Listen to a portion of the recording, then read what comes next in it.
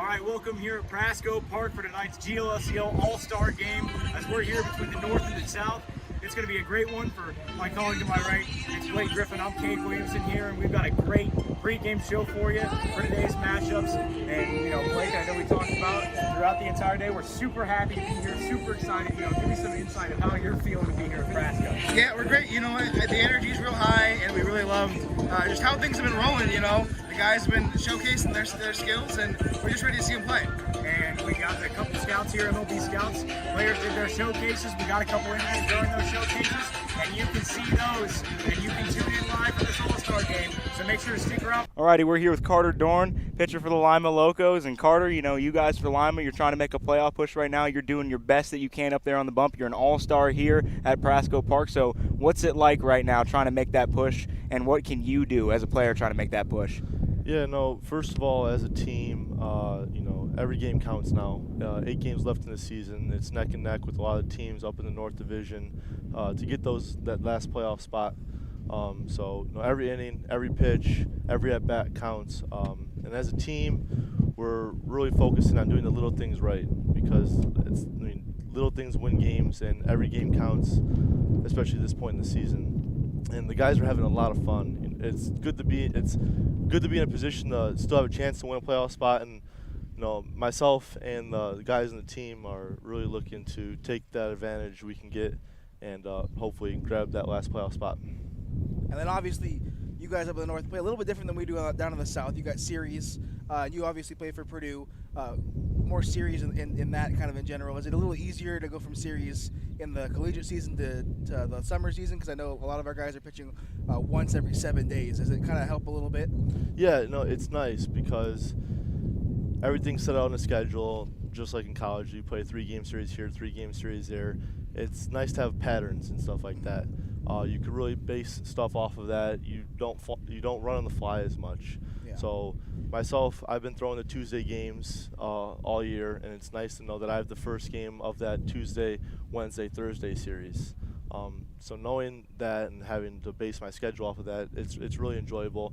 And instead of just flying game by game here and here, so yeah, it is nice. And speaking about getting into rhythms and stuff like that, you're an all-star here. First, I'll kind of ask you, what's it like being an all-star? And also, you're up there on the mound. What gets you in that rhythm? What gets you going? And, what pitch mix sometimes do you usually work with? And what's the best stuff that kind of works for you from time to time?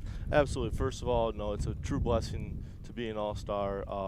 The good Lord has blessed me with a lot of talent. And, to be able to use it and take advantage of it is something that I'm very grateful of.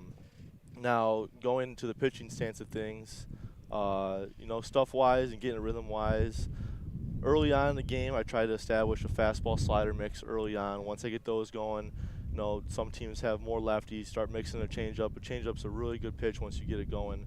But, by the end of the game, after a couple times through the lineup, I like to have fastball, curveball, slider, changeup, and a sinker working. So those 5 pitches have been my bread and butter for the most part this summer.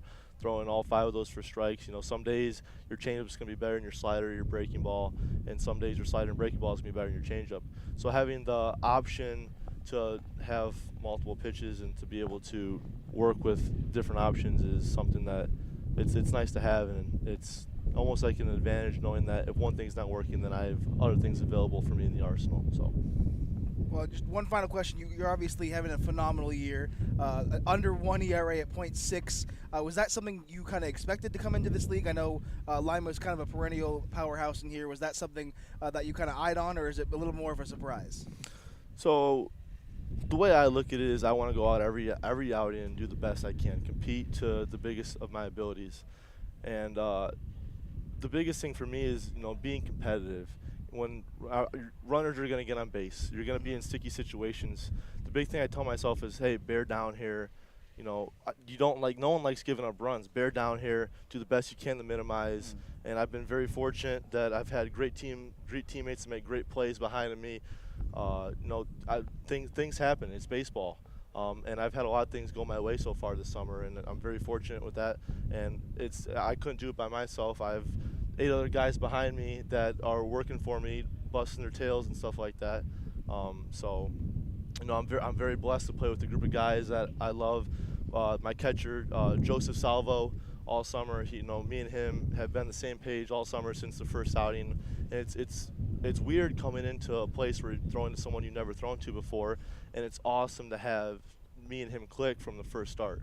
And like I said, I couldn't do it with myself. It's the 8 guys behind me that work their tails off, put runs up, make plays for me, that have allowed me to be in the position that I am now. And thanks for joining us here, No, Carter. thank This you. is Lima Locos pitcher Carter Dorn and GLSCL North All-Star at that. All right, welcome back here. We're with Matt Dickey right here for the Richmond Jazz. And Matt, you're here. We're at Prasco Park. Tell us a little bit about yourself. Hello, my name is Matthew Dickey. I'm from Tallahassee, Florida. I'm currently a 5th-year senior, and I played baseball my whole life. Went to North Florida Christian High School, entered my first year of college at Chipola College. Had a pretty good freshman year. Decided to transfer out, though, give myself a little bit more playing time. Transferred to Chattahoochee Valley from Phoenix City, Alabama. Played 2 seasons there. One was COVID season. Ended up transferring to Tennessee Martin, where I finished up my junior year there, and I'm looking to transfer out, play a little more down south, and find a new home and finish out strong. Yeah, you said you're a guy from down south. You're now up here in the Midwest. How's it feel playing up in the Midwest? I wouldn't be too likely to play up here if it was early season, but it's summertime, so it's great weather. It's not too cold. It feels great out. I haven't had a game where I've felt like I'm about to pass out, whereas you play down south, you got to drink your water, stay hydrated, stay loose, stay active, and so playing up here, it's been a real nice, and it's been a blessing. And speaking about playing up here, we're here at Prasco Park. This is your first time as an All-Star. Oh, yeah. How do you feel being an All-Star here at Prasco? Oh, it's beautiful. It's beautiful here. Just taking a look around, the grass is beautiful. Last year, I wanted to be an All-Star, but I cut myself short. Didn't have the season I wanted. Injury prone, popped out my shoulder mid-season. I tried to battle through that, but it didn't work out how I wanted it to. So this year, I decided to come with a chip on my shoulder and really, really put all my effort into this and make the All-Star game and be the best person I can. And speaking about that chip on your shoulder, you were the GLSCL Pitcher of the Week sometime earlier on in the season. And, what happened that week? What changed? How were you locked in? How were you ready to go that week? Everything is just falling into place. All the hard work I put in, and it's baby steps. It's not going to come all at once. So little steps like that, Great Lakes Pitcher of the Week, it starts there. 1 week at a time, win as many as I can, and then at the end of the day, know that I put in all the work to be there, and I think it's really working out for me. You got anything? No, you guys asked all the questions. That was good. Okay. That works. We just wrap it up. Yeah. Wrap it up. Well, we're here with Matt Dickey, and Matt, we want to thank you for being on here, Richmond Jazz pitcher and GLSCL North All-Star. Thank you. Welcome back. We're here with Josh Cross now from the Sandusky Ice Haulers and the GLSCL North All-Star here. And Josh, you're a catcher right here. You're one of the first guys, and we're number 2 tonight on the roster. What's it like being behind the dish and working back there with multiple pitchers? Yeah, so being a catcher, I feel like it's a big role in playing a game, and I feel like you got most of the control during the game. You're making a lot of the calls for your pitchers, and they're trusting you in what you call. And then obviously if runners on, you want to keep the ball in front of you, not let them advance, and keep them off the bases. But yeah, I feel it's like a big role to play in a game, and a lot of I'm trying to remember the word I said earlier, but it's like a we can cut if you want to If you want to take your time, redo it, we I can always cut. We stuff can just down. redo it. I said it earlier. I just forgot what I said. Well, my mind was going. Yeah. But yeah, I just think it's a big role. And also I think being a catcher, stealing some pitches for pitchers, as the game goes on, will help them in the long run. Because then getting pitches will get them out of innings faster, or this or that. So. Yeah. And speaking about being in a big role, you're in a big role here today. You're at the GLSCL All-Star Game. What's it feel like to be an All-Star? And, tell us a little bit about yourself. Being an All-Star is awesome. A lot of people don't get this opportunity. And getting this opportunity, I just think it's great. Great experience being out here. All these guys, they all seem cool. Honestly, I'm just going to play to the best of my ability tonight. Just let see how it goes from there, I guess. And that's a good way to think about it right there. And the best of your ability has been pretty solid so far this season. You've put up great offensive numbers up there at the plate. What's it been like, you know, seeing the ball come to the plate, and how was your offensive approach? Yeah, so obviously if they're throwing it in my sweet zone or anywhere over the plate where I can hit, early on I'm going to swing. I'm going to take a hard swing, see what I can do with it. It shows a little that, yeah, I hit some over, I got some doubles. I mean, that's just part of the game, but that's not like my main goal to reach, like to hit a home run. It's to get a base hit, and then those come along. But yeah, just having that right approach and swinging at pitches that I can drive and not chase, I think helped me a lot this summer. And then just talking about the last couple of games of the season, you guys 2-8 in your last 10, just kind of struggling a little bit, but still on that outskirts of the playoffs. Just a couple games behind the Lima Locos and the Jetbox Baseball Club. What's it going to take from you guys? What are you trying to fix to try to get yourself back into the playoff spot? Yeah, so obviously we're gonna play to our best ability. We lost a few pitchers just due to injuries, and even in the beginning of the year, we knew we were coming in with short pitchers, not a lot, just because of not wanting to play or they got hurt or this or that. So we kind of got put in a bad spot, and I think we're just gonna keep pushing through it and with what we have. And obviously, we all want to go to the playoffs and win the conference. But if not, it was still a great run. Just wish we had tools that we didn't get taken away in the beginning. So, but yeah, offense just needs to keep swinging it like we have. Just keep playing our ball, and hopefully our pitching can step up for us as we go on. So, we're not afraid of anyone. And we want to thank you for your time, Josh. This is Josh Cross, GLSCL All-Star from the North and Sandusky Ice Hauler. All right, welcome back here. We've got outfielder Jared Eaton from the Xenia Scouts with us. And Jared, we're happy to have you up here. Give you a little handshake right there, dap you up. But, you're here at Prasco Park for the All-Star game. You're the GLSCL South representative. What's it like being here? Tell us a little bit about yourself. Well, a little bit about myself, I guess. I'm from Mobile, Alabama. I started my college career at Auburn University, transferred to junior college for a year, and I've been at South Florida the past 2 years. So that's a little about me. I'll be a grad student this year at Jacksonville State University. So I've been moving around a little bit, but that's sort of my story. And, man, it's just super humbling being here, and I'm super excited. This is an awesome venue, and just looking around all the food trucks, and from what I hear, it's going to be a really cool atmosphere to play in. Yeah, it sounds like a really cool atmosphere. And like you said, you're coming from the South. Now you're up here in the Midwest, and, you're with the Xenia Scouts. Tell us a little about that organization and the Athletes in Action. Yeah, it's a great organization. We're a part of Athletes in Action. We have, I believe, 2 other teams, one in New York and one in Alaska. So what's different about us is we're super team-oriented, and it's a Christian-run organization. So we'll get together for an hour a day and have team time and, learn about God and just kind of have devotionals, and just we've been super close from it all, and it's been awesome.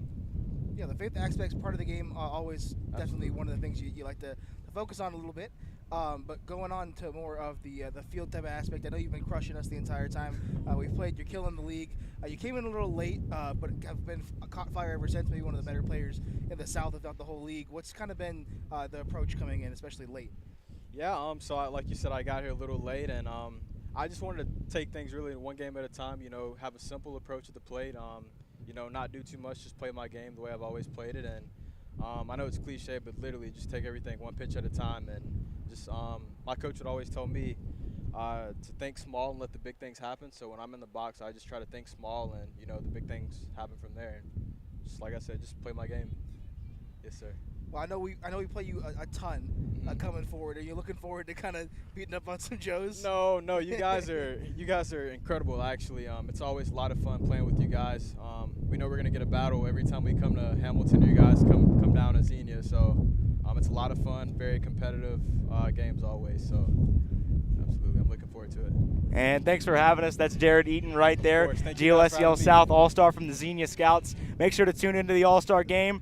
All right, we're back here with the GLSCL South Division head coach and Tyler Thaman. And Tyler, how's it feel to be, the head coach here for the GLSCL South? It feels awesome. I love coming here to Prasco. It's a great experience for the guys. And obviously, last year I was really close to getting in, and this year it happened out and it worked out for us, so glad to be here. And how's it feel to be just around a bunch of those guys, a lot of great guys throughout this league, and talking and getting to know all these guys? Yeah, it's great to get to meet all the other players from the other teams and see what they got, putting them all together with one team. I'm excited to see how it turns out. And then obviously 8 games left in the season. Joe's hanging on. What can we expect going forward? I can see us continuing to be hot.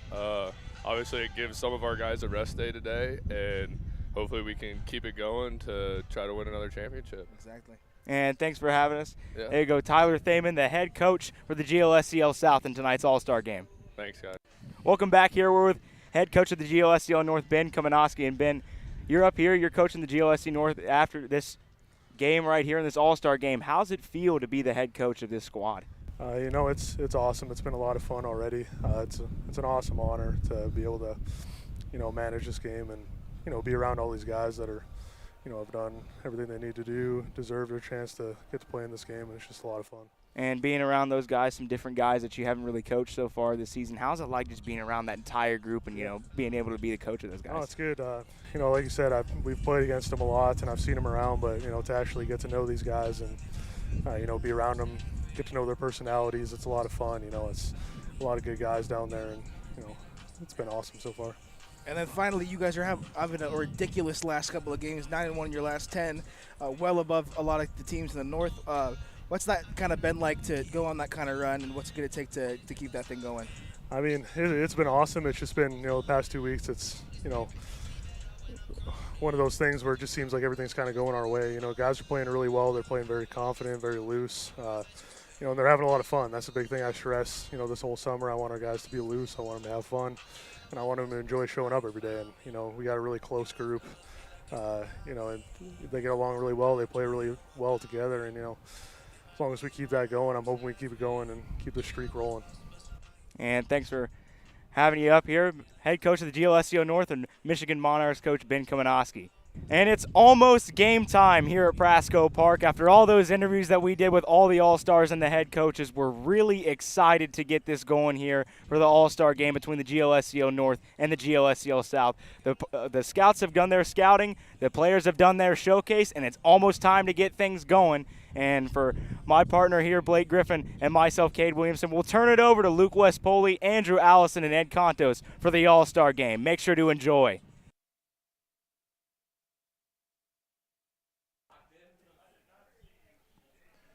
Good evening, everyone, and welcome to the All-Star Game 2022 as the North takes on the South. Hi, everyone. This is Ed Contos along with Luke Westpoli and Andrew Allison. We've got a beautiful evening for baseball, 86 degrees. And, guys, this should be a pretty exciting game. Yeah, absolutely. North versus South is always a really fun event here at Prasco Park. Great crowd on hand, pretty much capacity, probably sitting around 3,000 people here if you had to estimate here at first pitch. Events have been going on all day with the showcase and now into the most exciting part of the night with the game. Yeah, you get a bunch of guys that, they're college kids. Some of these guys are looking to maybe move up, transfer to another school, or potentially even get to the major leagues. They have the scouts here to do it. They have the fans that they're going to play in front of. Probably the most of, well, depending on where some of these guys go to college, the most of their college careers. So it should definitely be an interesting one. Well, guys, this is the nicest field I think I've ever done a game on. A beautiful grass infield. You can probably see on your screen the markings in the outfield for the dimensions. It's 320 feet down the left field line, 380 in left center, 400 and 385 in direct center field, 380 in right center field, and 320 down the right field line. So this is much different than what I'm accustomed to, guys. The Leprechauns play their games at Memorial Park Field, and it's 388 feet down the left field line. Maybe one of the reasons that as a team we only have one home run this year. Yeah, that would certainly do it. A lot shorter of a park here. It's about the same size as Denison University, Big Red Field, where the Settlers play, but it's a little bit deeper in the center, but about 10 feet shorter on the corners. Yeah, this is a really interesting fence. As you mentioned, Andrew, it's really, really deep out there in center. And down the lines, though, this is a home run of a ballpark, as it's a little bit taller out there in right field. A little bit more difficult to hit one out there maybe. There's a lot of variation, though. Very cool and creative ballpark as the fence kind of varies in height regardless of where you go. And so I think it's time to get into some lineups. What do you say? All right, the Leprechauns are part of the road team, and there's good news and bad news for Leprechaun fans who are viewing the program. Tommy Ullman, who was supposed to make the start for the Leprechauns, unfortunately took sick this morning just before the game. The good news, though, is Joseph Herrick, an alternate, will be pitching the 10th inning for the Leprechauns. But here's the starting lineup for the North team. Leading off and playing center field for the Ice Haulers is Nathan Archer. Batting second in left field for the Monarchs is Reese Longstaff. Batting third for the Ice Haulers is Josh Cross. He'll be the catcher. Batting cleanup is the shortstop, Diego Genez for the Locos. Batting fifth from the Ice Haulers is the right fielder, Garrett Pike. Batting sixth and playing third base, and he plays for the Locos, is Brennan Norton. Batting seventh is Trent Nielsen from the Clippers. He'll be at first base. Batting eighth is Jorge Pereira from the Jetbox. He'll be at second base. And batting ninth is the designated hitter Hayden Yachuk from the Monarchs. So into the South lineup for the first 5 innings. Tommy Thaman of the Cincinnati Steam will bat first and play left field. Aiden Heinz, shortstop from the Richmond Jazz, will bat second. Batting third, the catcher from the Southern Ohio Copperheads, Josh Steidel. Austin Deering, the designated hitter, will be in the cleanup spot. Batting fifth, the second baseman from the Hamilton Joes, Riley Hawthorne. Jared Eaton, the center fielder from the Xenia Scouts, will bat sixth.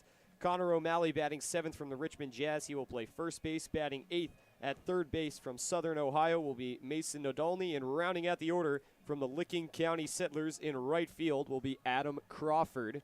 And on the mound to start this one off for the South All-Stars will be Hamilton Joes' Chase Hopewell.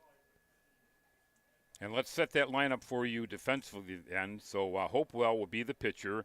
Their catcher is Joshua Steidel. Around the infield at third base is Hines. The second baseman is Hawthorne. O'Malley is at first. And in the outfield for the Settlers is Crawford in left, Eaton for the Scouts in center, and Thaman for the Cincinnati Steam will be the right fielder. The South are coached by Tyler Thaman from the Hamilton Joes, and the head coach for the North team is Ben Kamenowski from the Monarchs. So we're all set to go, and the leadoff man for the North team will be Nathan Archer from the Ice Haulers. And we're all set for the first pitch of the game. Now the windup by the right-hander, and here it is. There's a chopper hit the second base. Should be an easy play for Hawthorne. He makes the play, and that's 1 up and 1 down. Score that one 4-3, and that's going to bring up Reese Longstaff from the Monarchs. And Hopewell and I were talking before the game, and we said, you know, you're pitching in front of scouts. I said it would be kind of a cool feat, but a little bit of unfortunate timing if you were to get a 3-pitch inning in the All-Star game in front of scouts. I know he got the first out on the first pitch there. You would kind of hope to see a little bit longer, but if you get a 3-pitch inning, I guess you got to take it. Yeah, you get the feeling that maybe he's going to take a pitch here. Here's the first pitch, and this one is a called strike, so 1 strike on Josh with Diego Gines waiting on deck for the North team. Well, it's turned into quite a race in the South Division, but in the North Division, the Monarchs are running away with it with a 5-game lead. Pitch is a called strike outside part of the plate, so it's 2 quick strikes now on Reese Longstaff. For those of you unfamiliar with the format, the position players will play 5 innings, and then at the start of the 6th inning, all the position players will be replaced, and a new set of players will come out, and it is a 10-inning game. And for the pitchers for both teams, each pitcher will be replaced after the first inning. Here's a chopper, and this one's fouled over on the third base side. Yeah. So the count remains at 2 strikes. And it'll be 10 innings no matter if it's a 9-5 ball game like Hopewell. He came on last year when it was a 9-5 game in favor of the North. The South was the team. He had to come out in the bottom of the 10th when the game was already over because they play 10 innings no matter what. So yeah, I everyone remember could be that seen from for the last scouts. year. I'm like, well, why is he still pitching if they've already won the game? But that's the format. Pitches outside for ball. And a new rule in the league this year. Maybe many of our viewers aren't familiar with it, but it's the sudden death rule, where a runner is placed on first base and the home team must decide whether they want to bat or be in the field. Only one team bats, so it's kind of interesting how they came up with that rule this year. Here's a bouncing ball right back to the pitcher. This is going to be easy play as Hopwell runs it a few steps towards first, and then he tosses it to O'Malley. So that's 2 up and 2 down. Score that one 1-3. And that will bring up Josh Cross from the Ice Haulers. Yeah, Chase Hopewell has been normally a pretty good strikeout pitcher for the Joes. He's got 35 in 20 2/3 innings. Not necessarily a pitch for contact type of guy, but drawn a couple ground outs so far. So 2 down, nobody on.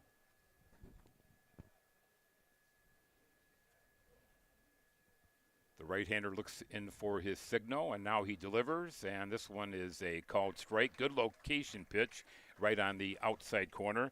Umpires for today's games are using 3 umps, unlike the customary 2 umps that they use during the regular season. Aaron Rashlow is the home plate umpire. Kyle Odages is at first base, and Ron Black is the third base umpire. We're in the top half of the first inning, just underway. Ed Contos along with Luke Westpoli and Andrew Allison, hoping you're enjoying the play-by-play. This is the all-star game for the Great Lakes Summer Collegiate League. Just a beautiful evening for baseball. You couldn't ask for much better temperatures, about 85 degrees at game time. Wind blowing out slightly towards right field. Here's the pitch, and this one's fouled on the screen.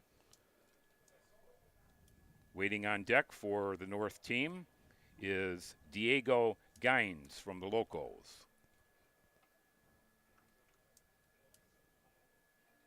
The Hamilton Joes are the defending champs. They won the championship last year, defeating the Locals in the 2 out of 3 playoff format. Pitch is up high for ball. Yeah, you look at the standings, guys, and as the old horse race announcer said, the race is for place because the Monarchs are running away with it, but the other 5 teams are only separated by 2 games. So each of the 5 teams, including the Leprechauns and the Clippers, who are tied for last, everybody still has a chance. This one swung on and missed, struck him out. So the South does the trick in the top half of the first inning, 3 up and 3 down. No runs, no hits, no errors, and nobody left on base. And we're going to go ahead and keep it here and go over the standings since we haven't been able to do so yet. And you kind of alluded to it there, Ed. Yeah, the North Division, I mean, you're going to know the best out of the 3 of us. You've seen all the teams play, and it is a close race, including your Leprechauns, who have kind of fought themselves back into it. Yeah, it's amazing. This is hard to believe, but Leprechaun fans will know this. Our first 5 series, we lost all 5 of them. And we started off with a record of 4 wins and 12 losses, but we've turned things around. The last 14 games, we've won 9 and lost 5. So we're still in it. We're a couple games behind in the battle for the second place position. However, the Jetbox are up there in the standings, and we still have 3 games with them. And surprisingly, the Monarchs were 3-3 against them. We had a loss to them on the very first game of the year. We lost the sudden death game, but overall we're 3-3. So we played them pretty respectable, and that's one of the reasons we're not so far behind. Yeah, and then you look over to the South Division, and I couldn't tell, but I'm pretty sure every time you guys mentioned Crawford and say it was from, I don't believe you guys added first place Licking County Settlers as they took over for the Joes yesterday. And sorry, Luke, you guys held it for about 2.5 weeks, but we take it on the last day. Yeah, some of our viewers may not have heard the scores. In the games played yesterday, the Settlers won the doubleheader, defeating the Copperheads 5-2 in the first game and 2-1 in the second game. And then the Cincinnati Steam defeated the Scouts 7-5, and the Mariners beat the Joes 2-0. And what's unusual about the division is in the North Division, there's 6 teams, so everybody can pretty much play an equal schedule, and we always take Monday off. But however, in the South Division, you've got 7 teams, so it's kind of an unusual scheduling, isn't it? Yeah, and it was back in 2019, my first year with the Settlers. It was like that across the league, that it was similar to the North where everyone had series, and I think the COVID year kind of switched things up. Now we're at an odd amount of teams, but from my understanding, as soon as they go back to an even amount of teams on both divisions, it'll go back to like a North League schedule. Okay, so we're ready for the bottom half of the first inning. And for the South team, it'll be Tommy Thaman leading off. He's from Tiffin University. He'll be followed by Aiden Heinz from the Jazz. And then it'll be Joshua Steidel. He's from the Copperheads. Bottom half of the first inning just underway from Mason, Ohio. What a great venue for the All-Star game. Here's the pitch, and this one is outside for ball. 1 ball, no strikes. Tommy Thaman is very distantly related, despite playing for the Cincinnati Steam, to Joe's head coach, Tyler Thaman. Pitch is outside for ball, so that'll make it 2-0. And we don't know how. They both know they're related, but they don't know what it is that relates both of them. They just know that in some way they're tied together. Here's the pitch, and it's inside for ball. So we go to a 3-0 count. We're at Prasco Park in Mason, Ohio. Just a great place to see a game if you ever have a chance. If you're in the Cincinnati area, maybe going to Kings Island, check out the ballpark here. Everything is free today for the fans. Here's a pitch, and it's outside for ball. So Thaman gets on base on 4 straight pitches. He's on at first with nobody down, and that'll bring up Aiden Heinz from the Jazz. He attends Ball State University, the fine shortstop for the Jazz. So we'll keep an eye on Thaman over at first base. I would assume leading off, guys, that he probably has a lot of speed. Yeah, a guy that was second on the Steam so far this season, 12 of 15 on the base pass, so he does certainly have the speed. Pitch is inside for ball, and that's 5 in a row. So I would think that if you're the South team here, that you're going to make the pitcher throw a strike here, 5 in a row to start the game off. Yeah, and Boyd, not the best start in front of scouts, but things go wrong. You got to show them that you can bounce back here after what was a 4-pitch walk. Here's the pitch, and this one again is outside. That one didn't miss by much. So again, that's Boyd out on the mound. He has Josh Cross from the Ice Hauler as his catcher. At third base is Norton. The shortstop is Gines. Pereira is at second, and Nielsen is at first. Here's a fly ball hit into center field, but that'll be caught out there by Nelson. No damage done, and that's 1 out. So not only do the North team throw a strike, but they get an out on 1 pitch. I'll bring up a guy in Steidel from the Southern Ohio Copperheads, having himself a productive season, slugging the second highest on the team at .493, and also has 4 home runs. He attends Jacksonville College. In the outfield for the North team, they have Longstaff from the Monarchs in left as the pitch is inside for ball. And center field is Archer from the Ice Haulers. And Pike, also from the Ice Haulers, is in right field. The Keystone combination of Gines and Pereira at short and second, looking for the double play. There goes the runner. The pitch is swung on and missed. A high throw to second, and that'll be a stolen base. So Thaman with a stolen base. We were wondering exactly how much speed he had. He looked pretty good on that one. Yeah, he got a great jump. Timed that perfectly on the stretch windup from Boyd. And no chance behind the plate for Cross. So now Steidel with an opportunity for an RBI and an opportunity for the South team to take the lead here in the bottom half of the first inning. The left-hander delivers, and this one is outside, a little bit low for ball. Wind again blowing out towards right field. It might help a ball hit out into right or right center. Grass infield here at the All-Star game in Mason, Ohio. Pitch is swung on and missed. Boyd is still yet to have a called strike. It's either been a hit or swing and a misses so far for the guy from where my parents are from, West Jefferson, Ohio. All right. In the North Division, there's 2 teams from Ohio. The other 4 are from Michigan, including the Leprechauns. Pitch is swung on and missed. Good cut, taken that time by Steidel, but no contact.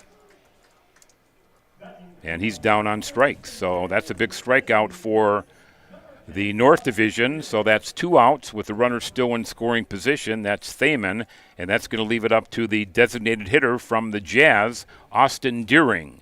He's from the State College of Florida, Manatee, Sarasota. And he's having a great year. He can hit the ball really, really hard. Big extra base hit guy. Here's a line shot in left field that should score the first run. Rounding third is Thaman, and he's coming in to score. Meanwhile, the runner tries to take second, and he's safe.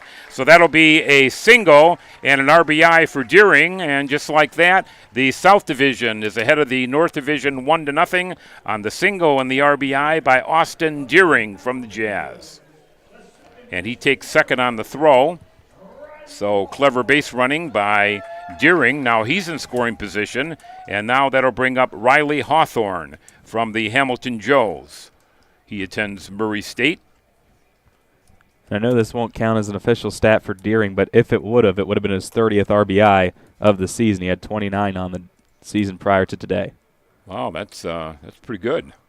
Pitch is outside for ball, maybe a little bit low. 1 ball, no strikes. The count on Hawthorne with Jarrett Eaton from the Scouts waiting on deck. The South leads at 1-0 here in the bottom half of the first inning. Got a capacity crowd here in Mason, Ohio for this contest. Here's a bouncing ball into right field for a base hit. Rounding third now is Deering, but he'll hold on. I thought maybe he had a chance to score there. The ball didn't look like it was hit real hard, but a good job by the right fielder, Pike, from the Ice Haulers, bringing that ball in quickly. And the South has it going now. They have 1 run in, and they have runners at first and third. So Deering is at third, Hawthorne at first base. And that's their second hit of the inning. They also had the walk, you remember, to Thaman. And that'll bring up Jarrett Eaton from the Scouts, the center fielder.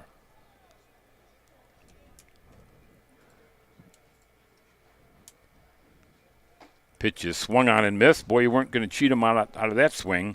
1 quick strike on Jarrett with Connor O'Malley waiting on deck. Eaton has been a do-it-all guy, listed as a utility player on the Scouts roster, and he's played in pretty much every position on the field this season. Really great pickup by Tim Cole and crew. Here's the pitch, and this one is popped up foul. Originally, we got the note that the North team was going to be the home team, but they flip-flopped it, and the North team is actually the road team. They're out there on defense now with their red shirts and gray pants, and the South team, the home team, with their gray pants and dark blue shirts. Here's the pitch, and this one is foul tipped on the screen as Eaton just got a little piece of it. Stays alive, and he's not a man that strikes out very often. He struck out just 6 times this season on 75 at-bats. So Boyd is pitching the first inning, replacing Allman. The next inning, it'll be Charter Dorn from the Locals pitching. And here's a fly ball hit to left field. Should be caught, and it is. So that's going to be all for Eaton, and that's all for the South team, but they do come up with a run. 1 run on 2 hits.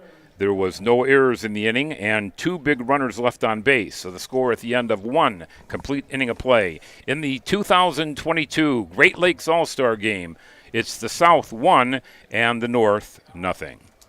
So the South team kicking up their heels there. They scored a run, guys, and had a chance for more, but the North team was determined to hold them at 1 run. Yeah, anytime you get with runners and on the corners, you're hoping to put at least more than 1 run across the board. But they only got 1, so you can say for Boyd, he didn't have the best outing, but he did not allow a run to come across. He didn't allow more than what could have come across the plate, so he just held him at 1. You got to think that's a positive in his mind. So we're going to move along now to the top half of the second inning. This is Ed Contos along with Luke Westpoli and Andrew Allison. Andrew follows the Licking County Settlers, and Luke follows the Hamilton Joes, and their broadcast partners are with us as well, Blake Griffin and Caden Williamson. Nope, that's not the Blake, the basketball player, but he does a fine job as well. And some other people we want to recognize on photographics from Hamilton is Pearl Zabel, Giselle Marsteller from Richmond. On live tweets is social media Schuler Watts from Southern Ohio, The game recap crew includes Cedric Granger from Southern Ohio and Tim Hanna, also from Southern Ohio. And on charge of the stats on the Point Street site is Ryan Shadewald from Lima. Intern coordinators include Dana Blagoriovic and Cecily Stewart.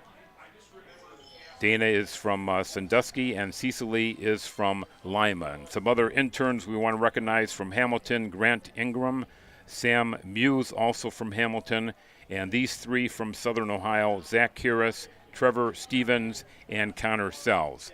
And guys, it's easy for us to do the broadcast, but there's a lot more people that bring this action to our viewers, and we want to recognize everybody. Another thing we want to point out, what a great job the hospitality people have done here at the old ballpark. I mean, they're providing us with free drinks, free food, and boy, how can you ask for a better venue than this? Oh, absolutely. This is such a great venue. Everything about Prasco Park is amazing.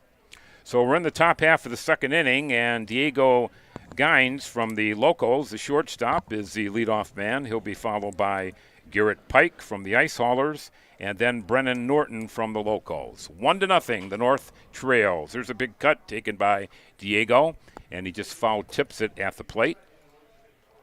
And I'm so happy to be here as well. We've got a great crew where I do the games for the Royal Oak Leprechauns. Rocky Shatuk with RDS Productions does a great job bringing our viewers. We've got a great PA man, Mark Stowers. My color man happens to be here today, Alex Hankey, as he does a great job on color and working the scoreboard.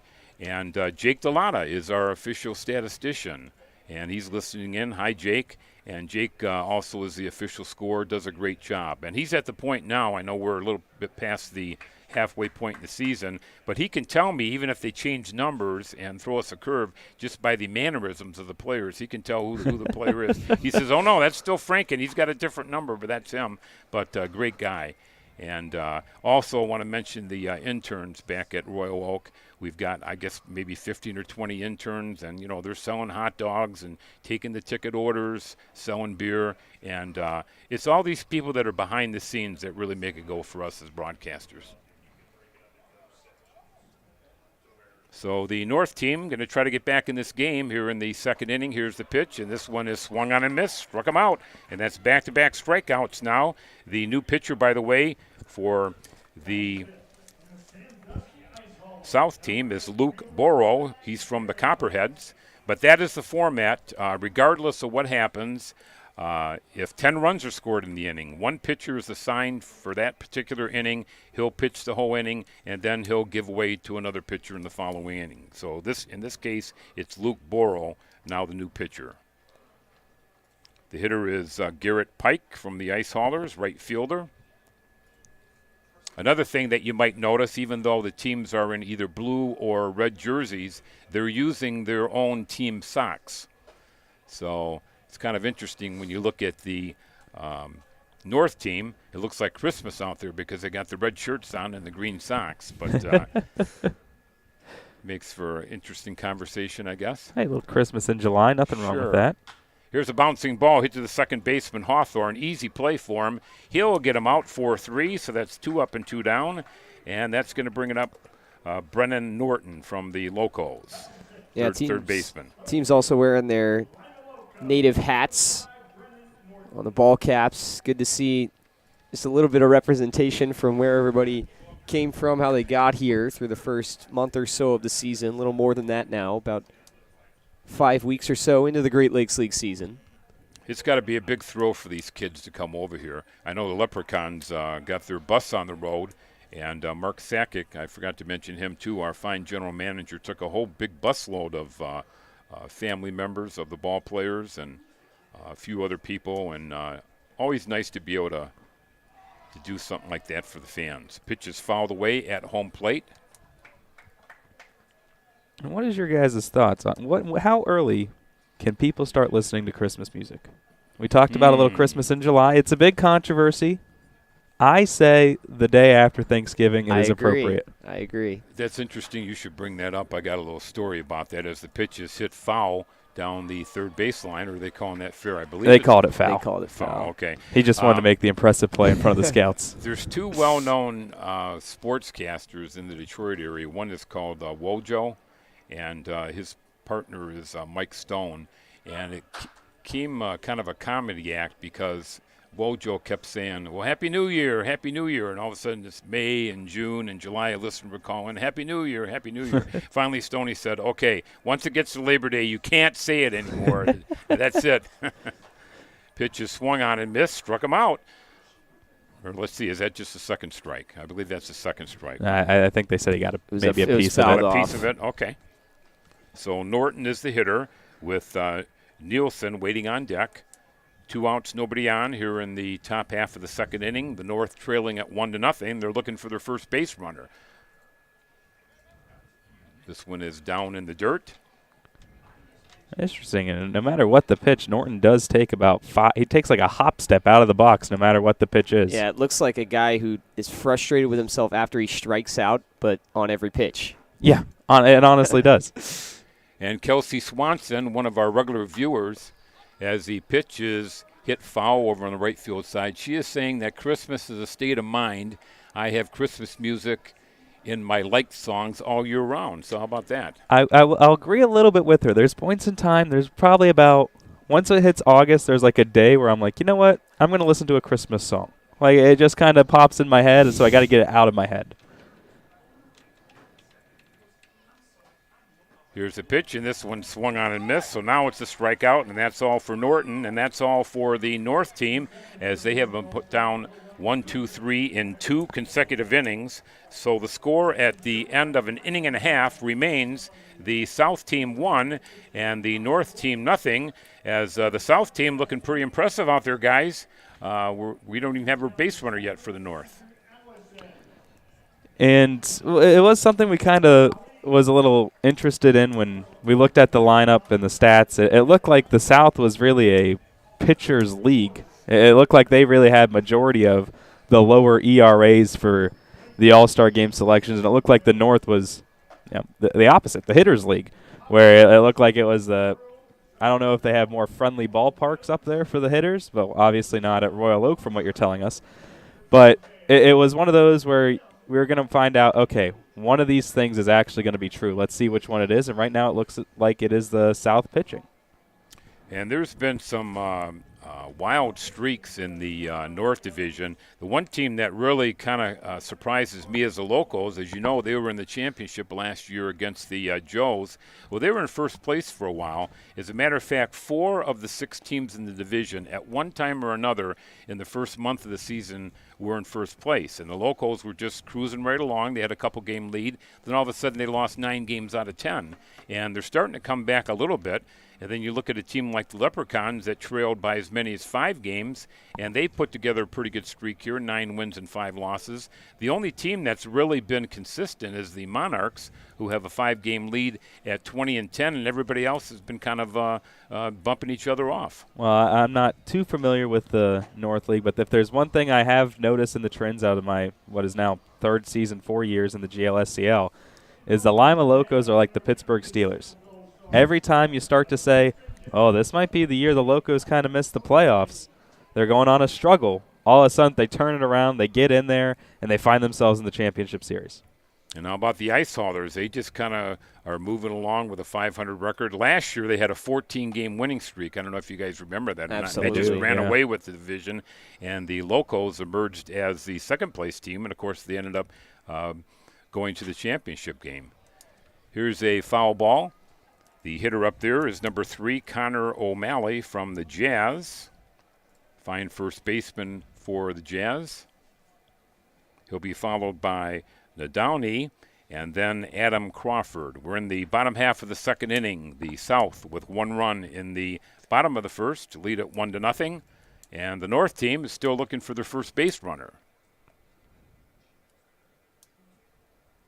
Pitch is up high for ball. So again, the format is that the starters are out there for 5 full innings, and then they replace them with the reserve players who will play the next 5 innings. So it's a 10-inning game, and the pitchers change every inning. So in this case, the new pitcher out there for the North team here in the second inning is Carter Dorn from the Locos.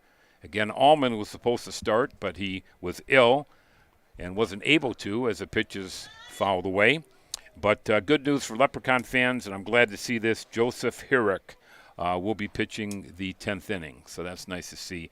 And another nice thing to see on a Leprechaun note is Christopher Schmies, who was hit in the face by a baseball about 3 weeks ago, has fully recovered. He's worked the game for us as the pitch is swung on and missed. They complete the strikeout, so that was good to see Chris here at the All-Star festivities, and he was participating in I believe it's a 60-yard dash they were doing. Yeah, they were doing the 60-yard dash.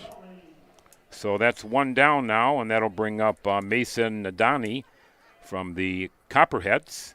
He attends Concordia University, and he is a right-hand batter, stands midway in the box, wears the batting gloves, as most players do. On the first pitch, he hits a little bouncer over to third. Here's the throw. It's high, but it's in time, and that's going to be 2 up and 2 down.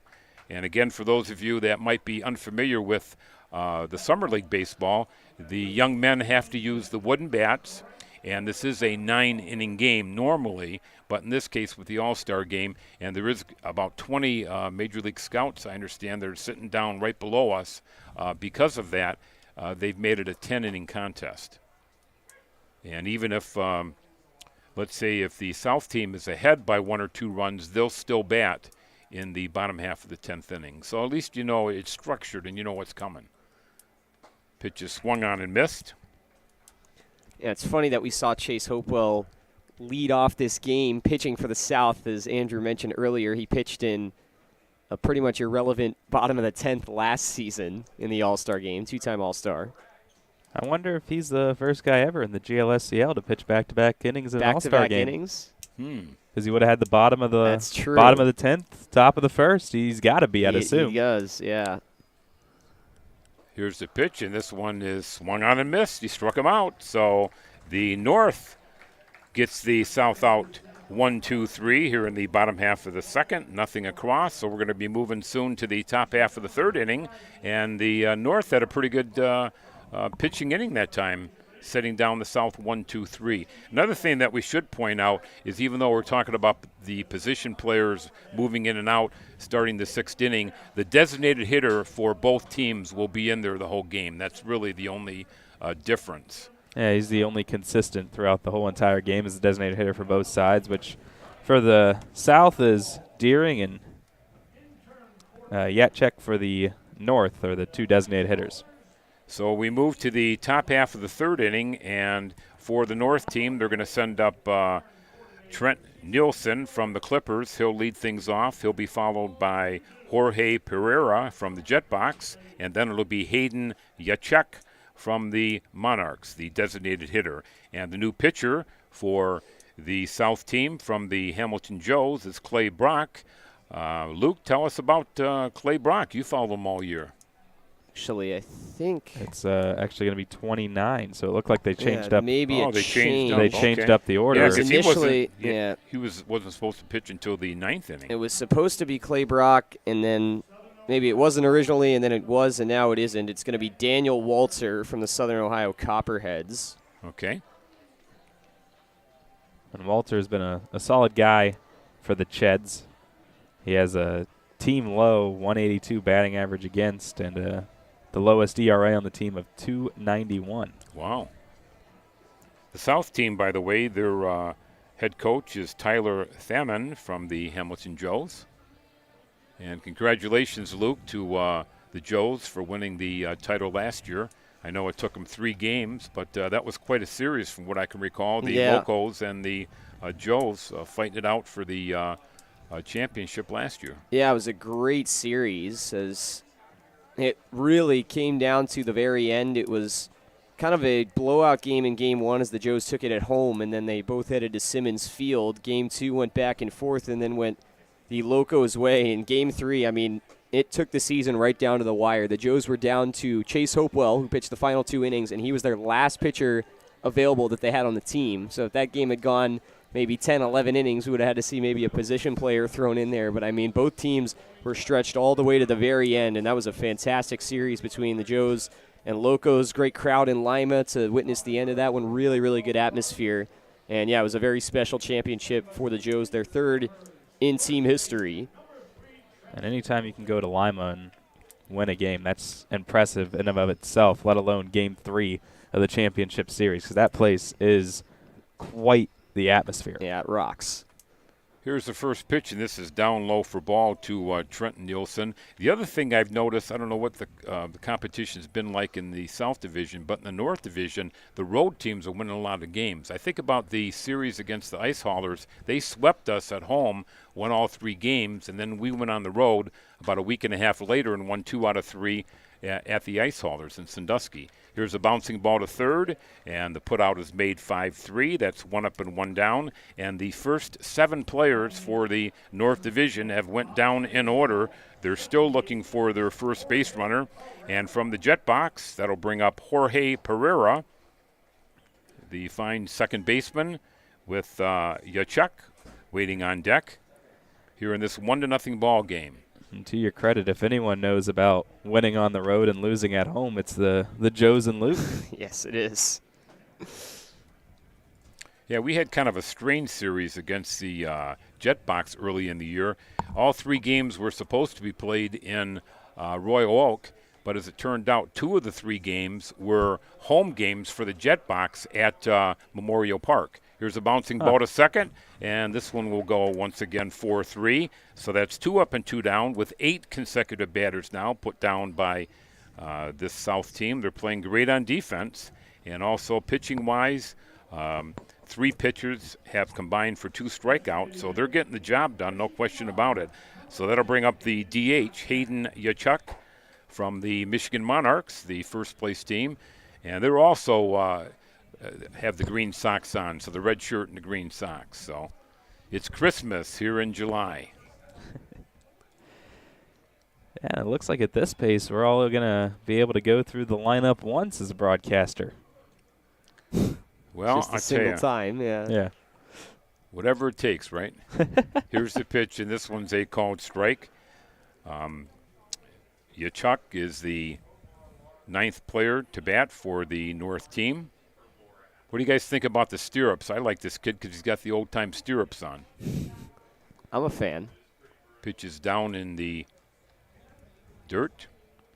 It's kind of funny because when I'm doing the games for Leprechauns, we play in the artificial turf, and it's colored green and brown. So I want to say it's down in the dirt, but it's in the brown turf.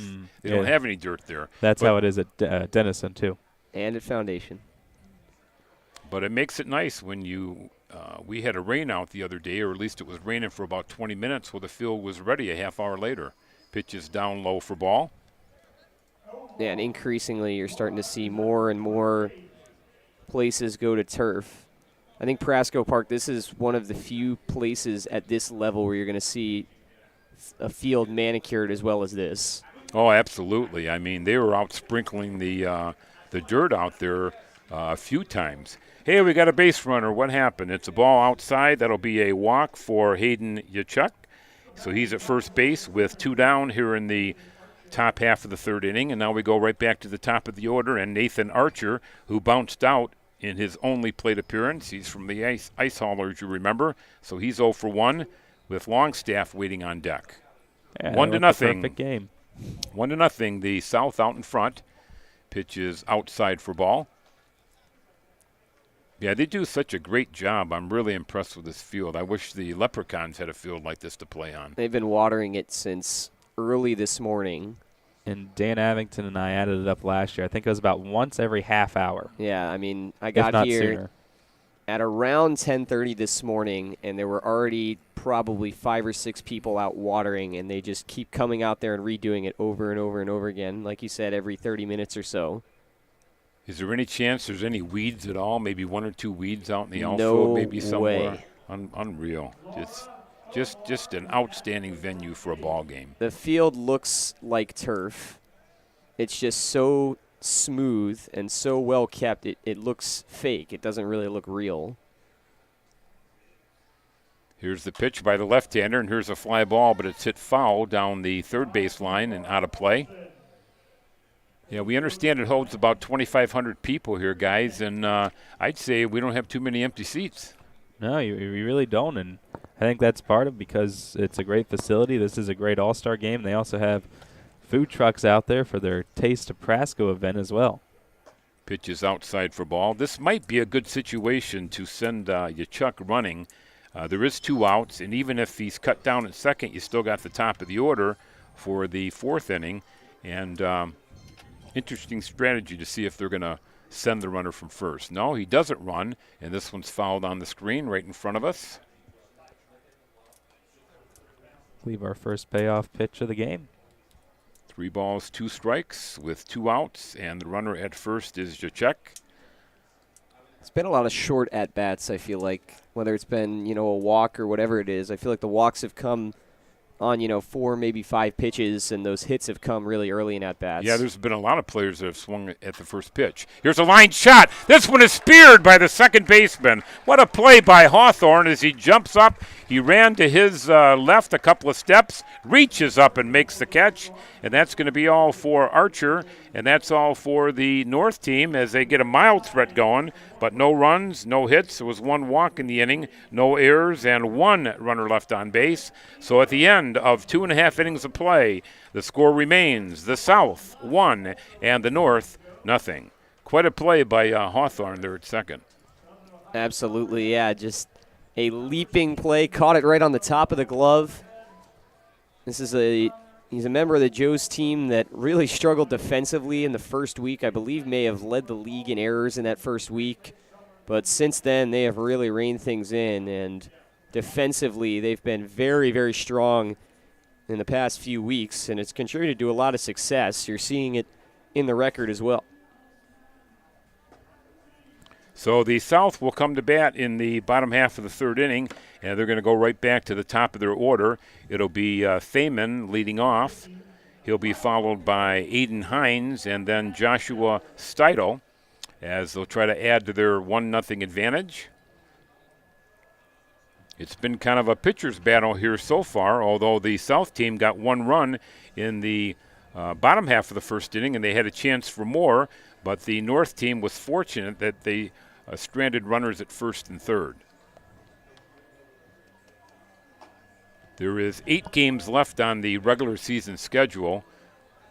So in the North Division, just about everybody, I would say, at this point has a chance to make the playoffs, although my estimation with only 8 games left is I feel that the Clippers and the Leprechauns, who are tied for last place with 13 wins and 17 losses, probably has to win 7 of the last 8 remaining games. I figure that a record of 20 wins and 18 losses might get you in there. Of course, at this point, you probably want help from the Monarchs because they're most certainly going to get at least one of the playoff spots, probably the first place spot. And I was just going to say in the South Division, the Joes are battling out there. That's quite a division race you have over there going. And I was looking at when I was making my preparations for this All-Star game, I looked at my ones from last year.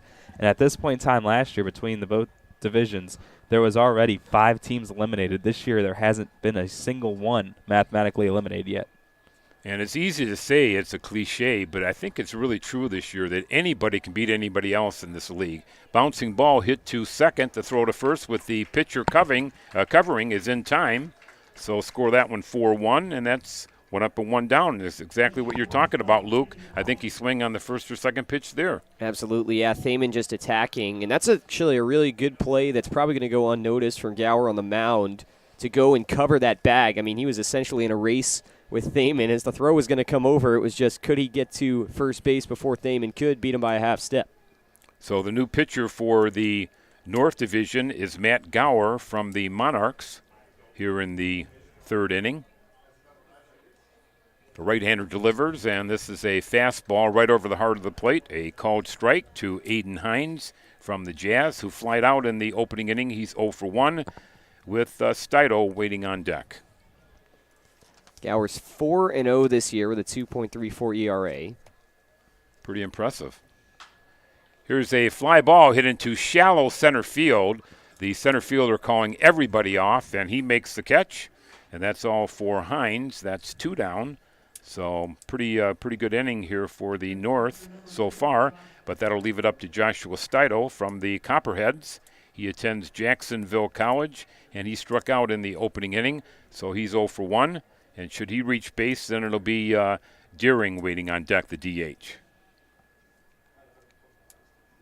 1-0, the South leads. They got 1 run in the bottom half of the first inning, and that's all the scoring that we have for you.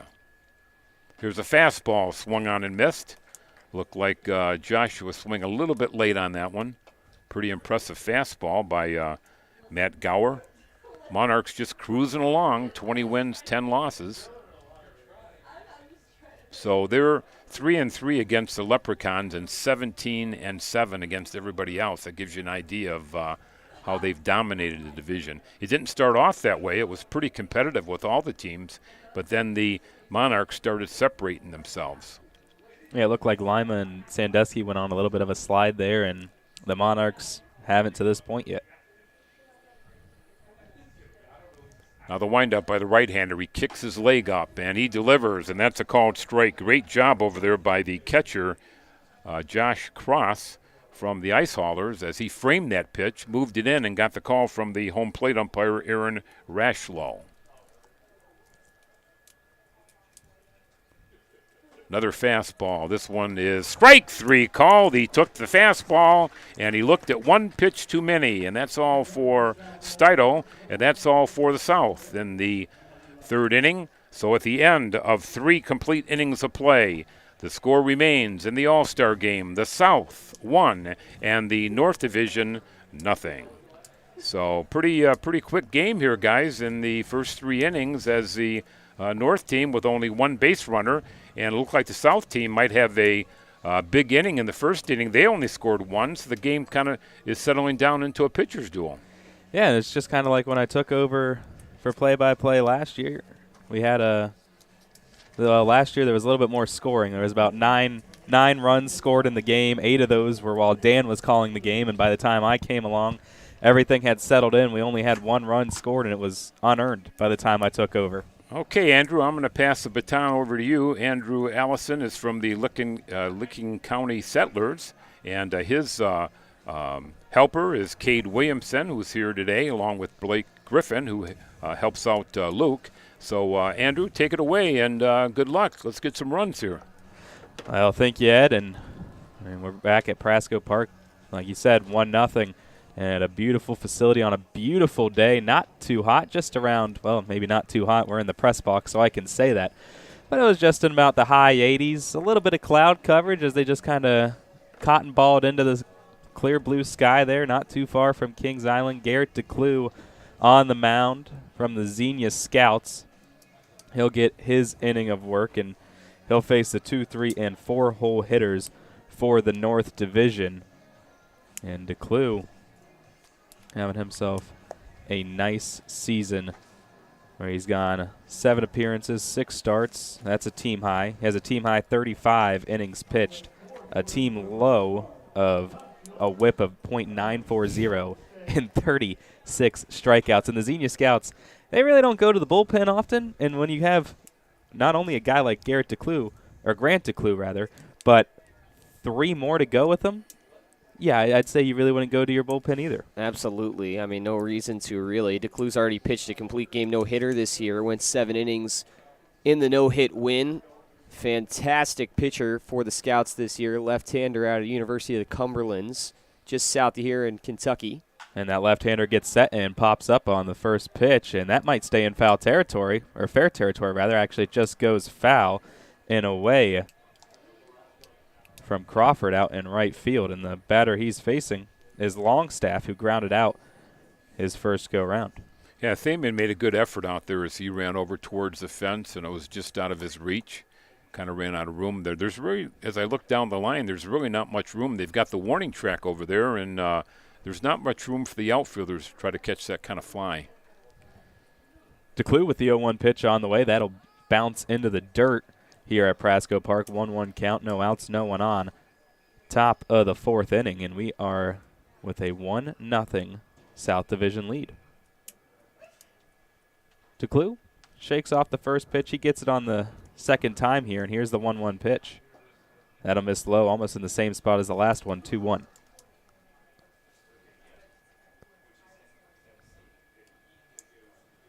DeClue from Western Nebraska. He's gone one complete game, one of 4 that a Xenia scout has thrown this season. 2-1 pitch on the way, and that'll miss low in the dirt once more. And now a 3-1 count to Longstaff. And you got your 3, 4, and 5 hitters waiting on deck to try to do some damage here for the North.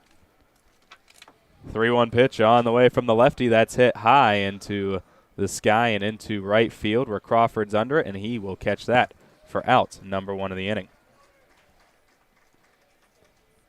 Yeah, I really like the way they have the center field backdrop over there for the hitters. I know one of the things that the players were complaining about at Memorial Park Field was that there wasn't any kind of background and the players could not see the ball coming out of the pitcher's hand. You don't have that problem here at all. And also in the outfield with the background with the trees, it makes it really nice to view. That'll bring up Josh Cross, the catcher from the Ice Haulers here with 1 out, no one on. North Division trailing 1-0. Here's the pitch from DeClue, and that, I think, slipped out of his hand a little early as it went high, ball 1.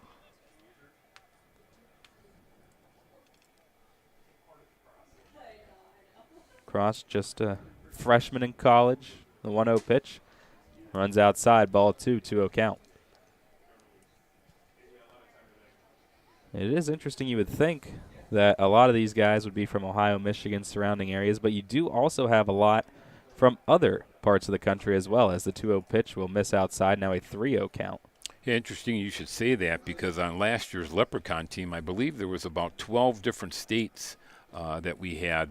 Of course, Kyle Kolb was the coach, and he brought some players with him from Florida. But, I mean, we had players from California, Arizona, Indiana, from all around the country.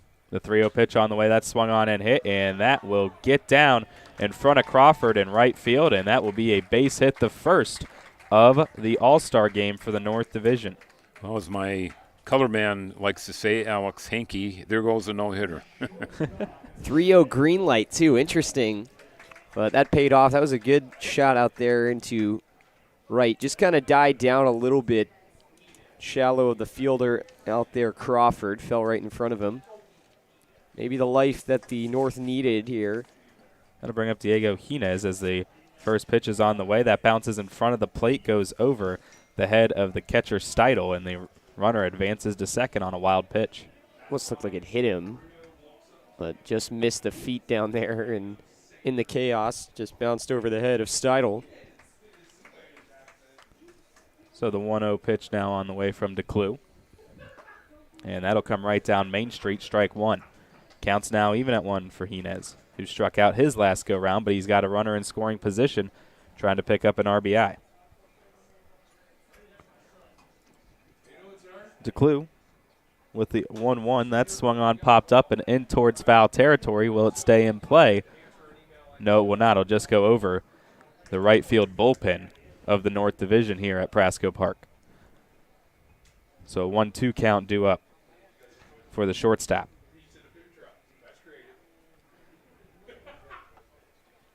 What is you can't say enough about this park here at Prasco Park. It's got a nice turf field behind it as well, where they did the kind of combine-esque. The prospect showcase. Prospect showcase, that's what it's called. As the 1-2 pitch is on the way, that's swung on, and this time hammered foul over the left field bullpen of the North Division. So he went to one extreme to the other extreme. Now let's see if he gets it in the middle here. Well, equal time for both sides. You know, it's political. Oh, yeah, yeah. Give each bullpen a souvenir. There you go. Everyone back in their positions, ready to resume play. DeClue immediately shakes off the first pitch he's given and comes to rest on the second one. The 1-2. Swung on, fouled back into the netting. We'll line it up and do it once again. The third consecutive foul ball from Hines there.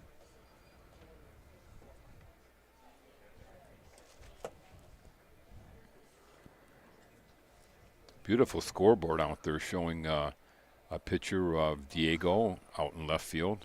Very nice. And he's in the box waiting for this 1-2 pitch. He watches that run low, and the count's now even at 2 for the Indiana State product.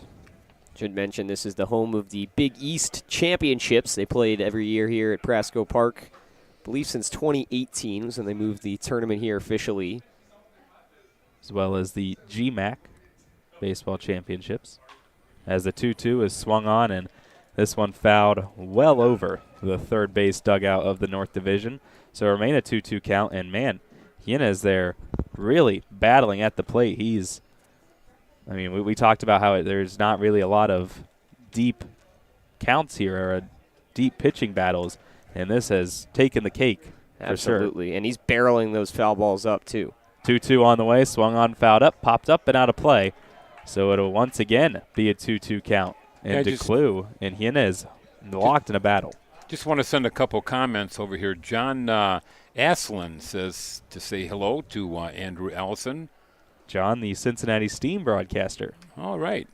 So nice to see he's listening. I'm sure he might be here. He's talked about maybe coming and getting the free food down at Prasco Park.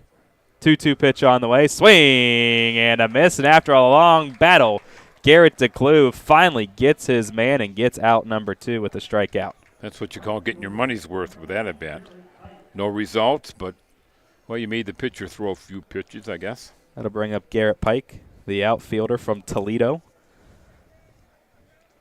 Yeah, and in front of the scouts, Gines might be a little disappointed, but in a regular game with a little more continuity, longevity, you could say, that one misses low. That's an at-bat that you are generally going to be okay with, just to run the pitch count up that high. Right, yeah, like you said, he might not have gotten the hit, he might have struck out, but he showed the scouts he can hang in there. 1-0 pitch on the way from DeClue. That's going to catch the outside corner for strike 1. 1-1 count, 2 outs, a runner on second. And the top of the 4th inning here, the South lead the North Division 1-0, but the North have a man in scoring position, but they got 2 outs as well. The 1-1. Swung on and hit, and that'll be hit towards the second baseman, Hawthorne there. He picks it up, throws it to first, and he ends the inning. So we go to the bottom of the 4th. Still 1-0 South over the North here at Prasco Park. And, this is well, we talked about it, but it is truly forming up to be what we thought it would, where you have 2 powerhouses, or not necessarily powerhouses, but 2 trends of the South pitching and the North batting. And it seems like the South pitching is once again held up through 4 innings.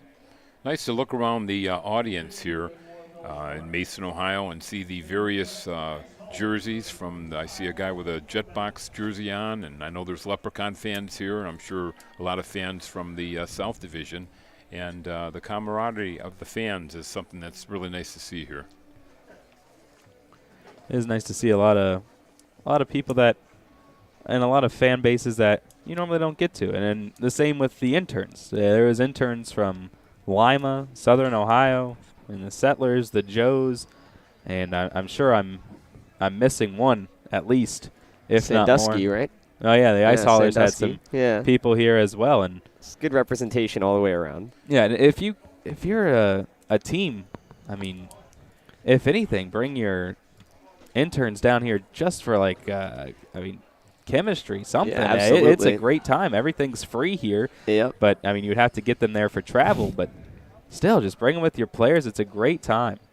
Absolutely, and that's what events like this are all about. We obviously see the play on the field, but in a league like the Great Lakes League that prides itself on being that developmental league, not only for players, but also for people interested like you and I, Andrew, in pursuing careers in potentially, professional sports and being in front office staffs, being on broadcast teams, or doing whatever it is that you do. This is a league that wants to provide that opportunity, as well as just the opportunity that we obviously see they provide for players. And so it's great to have kind of that whole package all worked into this one big event every year.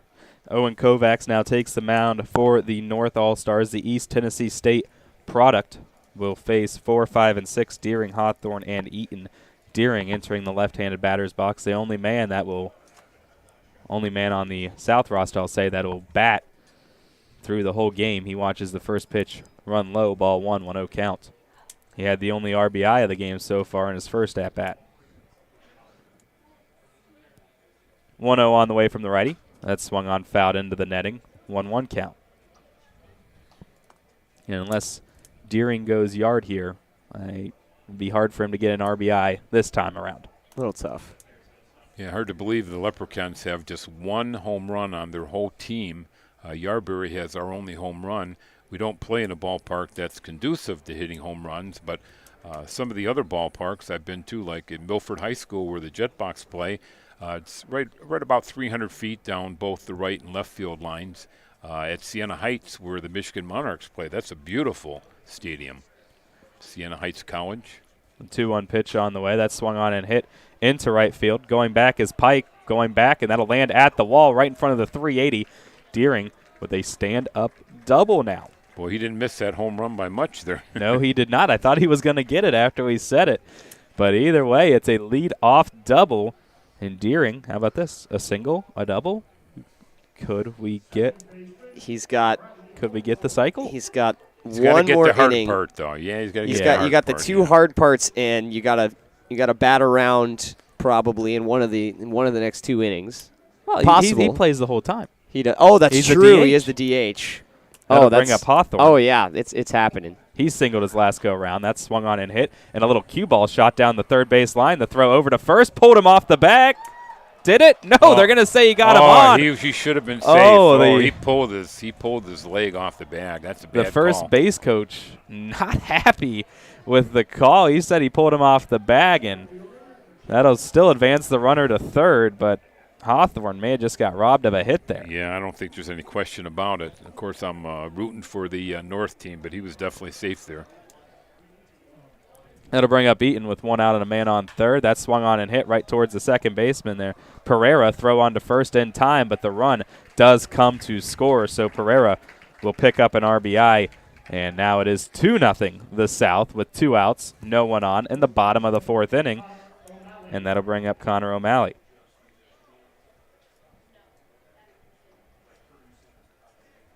So Deering has a run and an RBI to his credit as well as 2 hits. And now O'Malley watches the first pitch bounce in the dirt in front of him and then come across the plate. But since it bounced, it doesn't count as a strike. Ball 1.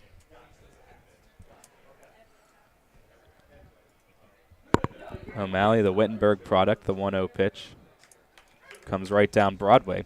Strike 1. Counts now even at 1.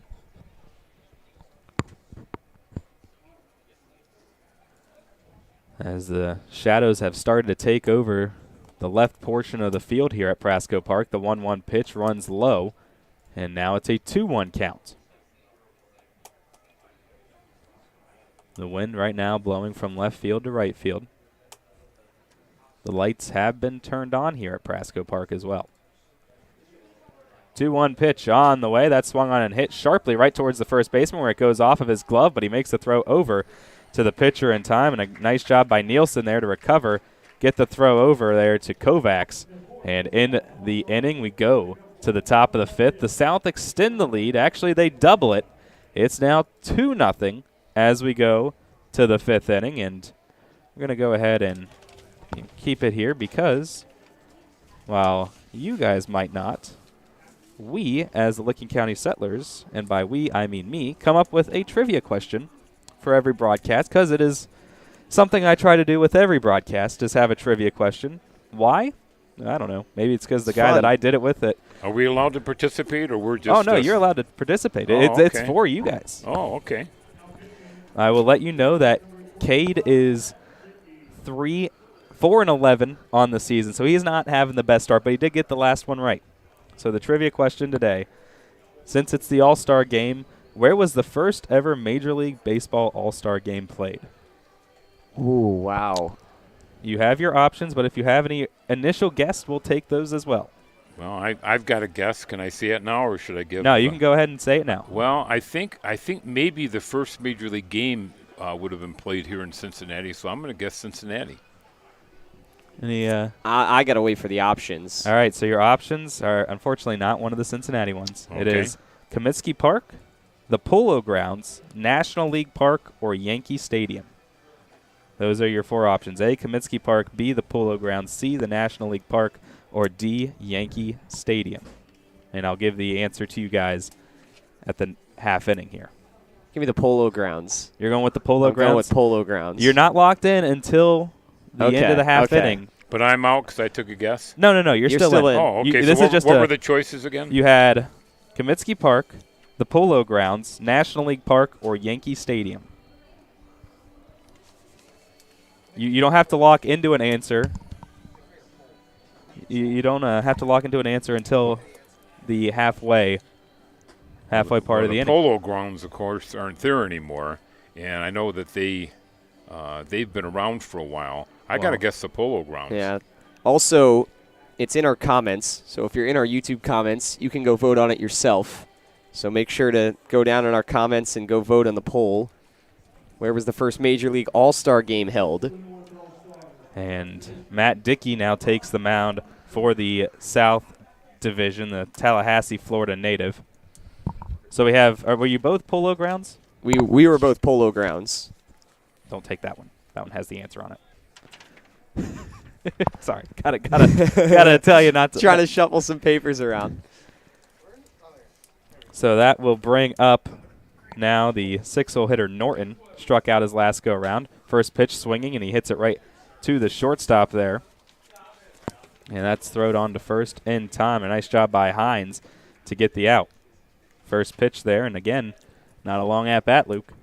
Yep, the guys like to attack. I don't know if it's adrenaline. I don't know what it is, maybe with playing with scouts right behind you or playing against new pitching, but guys just seem really antsy to just go after the first pitch. And that'll bring up Nielsen. He grounded out to the third baseman last go around. Here's the pitch on the way, and that is going to catch the inside corner. Strike one. 0-1 count, 1 out, no one on, and a 2-0 South lead here in the top of the 5th inning. Dickey comes to rest, and the 0-1 pitch is on the way. That'll miss low and outside, ball 1. Counts now even at 1.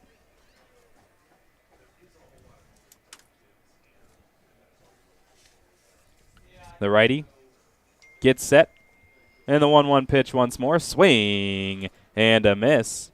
Strike 2 and a 1-2 count for Nielsen. This could be an important game for Matt Dickey, who's going to transfer next year. He's going to time call.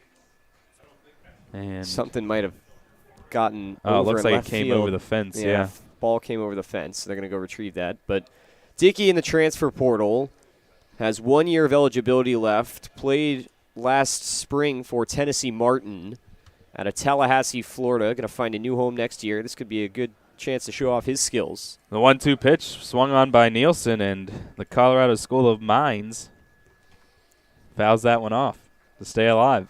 I haven't had a chance to see any games over in the South Division. I know for the Leprechauns, they have a lot of games that go on during the contest, like the Leprechaun race and the bubble ball race and hula hoops and stuff like that. Do you guys do that kind of thing at your ballparks? 1-2 pitch, swing and a miss, strike 3 for out number 2. And we used to, but we weren't really sure where, as the Settlers, we weren't really sure where we were going to play because there was a lot of issues about scheduling conflicts because this is our first year back. But normally we do. Yeah, we do. We do on occasion. It's not a regular thing, but every so often you'll see one. I'll bring up Pereira, or a Pereiro, another Indiana State product, 2 of which are from the North All-Stars. Another thing that's been pretty popular with our fans is the boys and girls running the bases at the end of the game.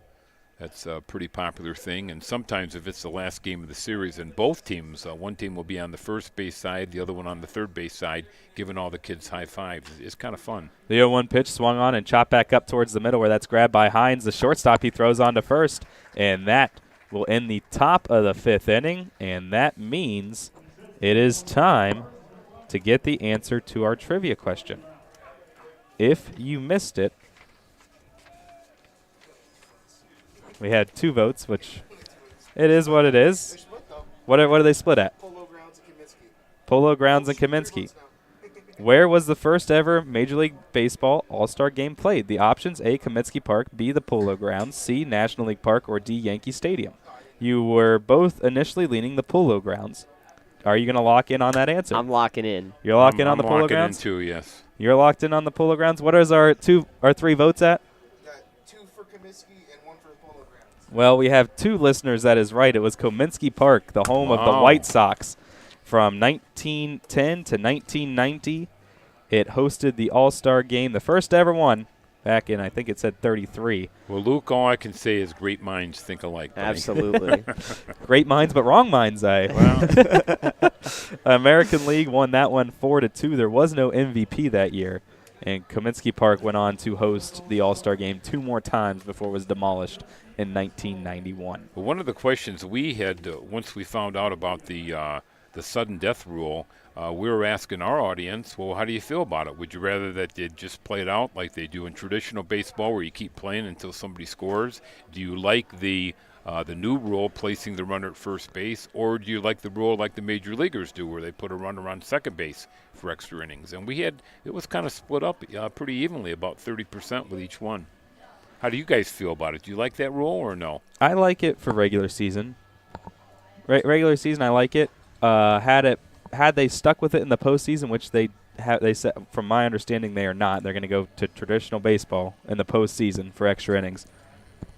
I would have disliked it in that aspect, but for regular season, I'm fine with it. We had that pop up in one of our games. I don't remember exactly which one. Yeah, it happened in Hamilton, and it was an intense inning, and I liked it. Yeah, absolutely.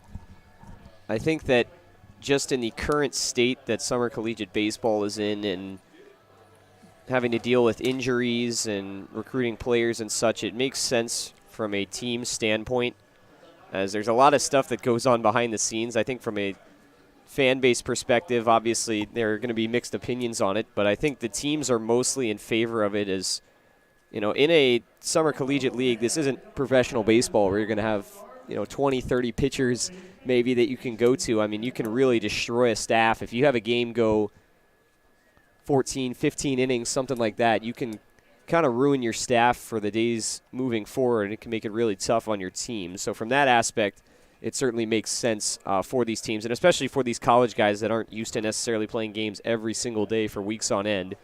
Making sense to just kind of shorten the games up a little bit and not have those marathons. Casey Maniglia now the pitcher for the North Division, and he will face 8, 9, and 1, and he has Nadani, the third baseman for the South. The first pitch to him was a ball that went all the way back to the backstop. So it's a 1-0 count, no outs, no one on, bottom of the 5th inning. South leading 2-0. The 1-0 pitch swung on and hit high in the sky and into center field, tracking over. Well, now they're going to actually give it off to the right fielder there, Pike, as it looked like it was going to be the center fielder for the North that was going to end up catching that one, Archer, but he gave it off to Pike for out number 1. Yeah, I think I told you guys this story, but I did the PA announcing for Schoolcraft for the Ocelots, and they were involved in an 8-8 game after 7 innings. Now, it was a doubleheader, so they only placed 7, but the teams then proceeded to go 10 more innings without anybody scoring. So a tie game turned into an 18-inning affair. So, yeah, you just don't have the pitching staff to accommodate that many innings. No, you do not. And Maniglia now facing the settler Adam Crawford there, and a former Licking County settler outfielder, Maniglia, who pitched a little bit for the Settlers and was in the outfield back in 2019, now pitching for the Ice Haulers against a current Licking County settler and Crawford, and he has a 1-1 count there as the 1-0 pitch was in the zone, strike 1. The righty gets set. Here's the 1-1, and that's on the inside corner, and now Crawford in danger of striking out back-to-back times. And a good frame by Cross. Absolutely. The Ohio State product with the 1-2. That's swung on and fouled. And Crawford will stay alive for one more pitch at least. And I know our GM, TJ Lyons, and Maniglia went over, talked, said hi to each other. 1-2 pitch. Comes well inside, and now it's a 2-2 count to Crawford. I want to know, you talked about Hopewell pitching back-to-back innings. How often has a guy made an all-star game for a team after playing for a different team earlier in his career in this league? The 2-2 pitch swung on and fouled up and over the netting. Well, so it'll be a 2-2 count once more. I got one for you right now. Sam Bush, who was on the Leprechauns last year, and he was supposed to. I got the story from his dad. He was supposed to play in another league. It may have been an East Coast league. I'm not sure. But at the last minute, he decided that he wanted to play summer baseball, and he was contacted by both the Monarchs and the Leprechauns the same day. And he just felt like whoever gets back with him first, that's who he's going to go with. And the Monarchs called him, and he's an all-star. He was an all-star for us last year, and he's a what they're calling an inactive player, which means he's probably not going to play. But he did make the roster back-to-back years. The 2-2 pitch was fouled on, and now we'll do it up again. And this time it's on the way, and Crawford swings and misses, and he strikes out 2 times now in the all-star game. So 2 outs and no one on. Yeah, and what about you guys? Are you aware of any players that switched teams? I think there was at least one player that's an all-star that was on a different team last year, wasn't there? We had, I don't know about last year, but we had a guy that played for the Ice Haulers who is now inactive. He's got injured, and he's done for the season, but he came down and played for us. As Maniglia gets set, and the first pitch on the way to Thaman is swung on and popped up into the infield. Under it is Jimenez. And he catches that for out number 3, and we go to the top of the 6th inning. The South still leading 2-0. And what has been, I'm going to say it because I don't necessarily want this game to be a fast-paced game. And maybe me saying it will slow it down and we'll have a lot more time together here. But this has been a fast-paced game, hoping that the announcer's jinx actually jinxes the game. Well, we're going into the top of the 6th inning, and that means that one of the players I've been waiting to see is going to be batting, I believe, 3rd this coming inning, Chase Franken. He's one of those guys that when he's on your team, you love him, and when he's on the opposite team, hates him because he's a pesky player because he makes things happen. And he had a play earlier this year where the Leprechauns ended up winning on a walk-off where he was on second base and the batter hit I believe it was Glenn Miller batting, hit a fly ball to right field that was a shallow fly. He maybe shouldn't have even been tagging, but he tagged up, and a long story short, the right fielder threw the ball into the dugout, and Franken ended up scoring. And when I talked to Chase on the post-game interview, he said probably 90% of the people that would have been at second going to third wouldn't have even tried to do that. So he's the kind of guy, he makes things happen. He has 30 stolen bases on the year. Right now he's 4th on the all-time list for steals in the Great Lakes history. So he's got 8 games left. He has an outside chance to maybe be the leader overall in that category. But he makes things happen if he gets on base. You'll be impressed if he gets on base. Let's go ahead and go over now as the lineups have changed over as we went into the 6th inning. Let's go ahead and get you the new lineups. Out in left field now. It'll be, so the lineups will actually go like this. Batting order will go Miller, Badalak, Wimmers, Deering, Rover, Clement, Vonderhaar, Haskins, and Ratliff for the South Division. For the North Division, it will now go Nelson, Franken, Lux, Anderson. How do you pronounce it there, Ed? Shevdarov. Shevdarov. There we go. The T always throws me off every time, but Shevdarov, Miranda, Stolarski, Davis, and Yakchak. Yeah, and the only change to that is the batter coming up now because he's a DH. We told you earlier that the DH for both teams is playing the whole game. But other than that, the position players are changing in this inning, the 6th inning. So the pitcher now on the mound for the South will throw his first pitch, and that is going to miss. Ball 1, a 1-0 count, no outs, no one on, and the man is Clay Brock, a Hamilton Joe, and I'm sure Luke can tell us a little bit about him as the 1-0 pitch is on the way, and that's in there, strike 1, 1-1 count. 2-time All-Star for the Hamilton Joes, played at Central Michigan the past 2 seasons, just announced a couple weeks ago he's going to be transferring to Northern Kentucky to play for the Norse. 1-1 pitch on the way, and that'll miss low, 2-1. Was the last Joes All-Star to start before they all started to get rest over the weekend. So he played just a few days ago. 2-1 on the way, and that'll come inside now. 3-1 from the future Norse. And speaking of the Norse, that means that Mr. John Aslan, who we heard from earlier in the comment section, will get to call a couple of his games as he does broadcasting for NKU. The 3-1 pitch runs high, and Brock walks the first batter he faces. And that is very uncharacteristic for Clay, as he is second in the entire league in walks per 9. I believe he only came in with 3 walks on the whole season.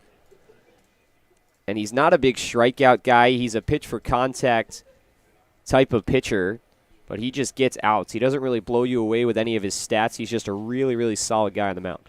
I'll bring up Tyler Nelson, another Indiana State guy. And his first pitch is swinging. He fouls it off into the right field bullpen. And it'll be interesting strategy now for the North. You're still in this game. You only trail by 2 runs, but what do you do in this situation? Do you have the player bunt? Do you do hit and run? Maybe have him steal a bag? This could be a key moment in the game. The 0-1 pitch on the way, and that is in the dirt, but not far enough away from the runner there, Yatchek, to advance to second, and a good job by the catcher, Wimmers.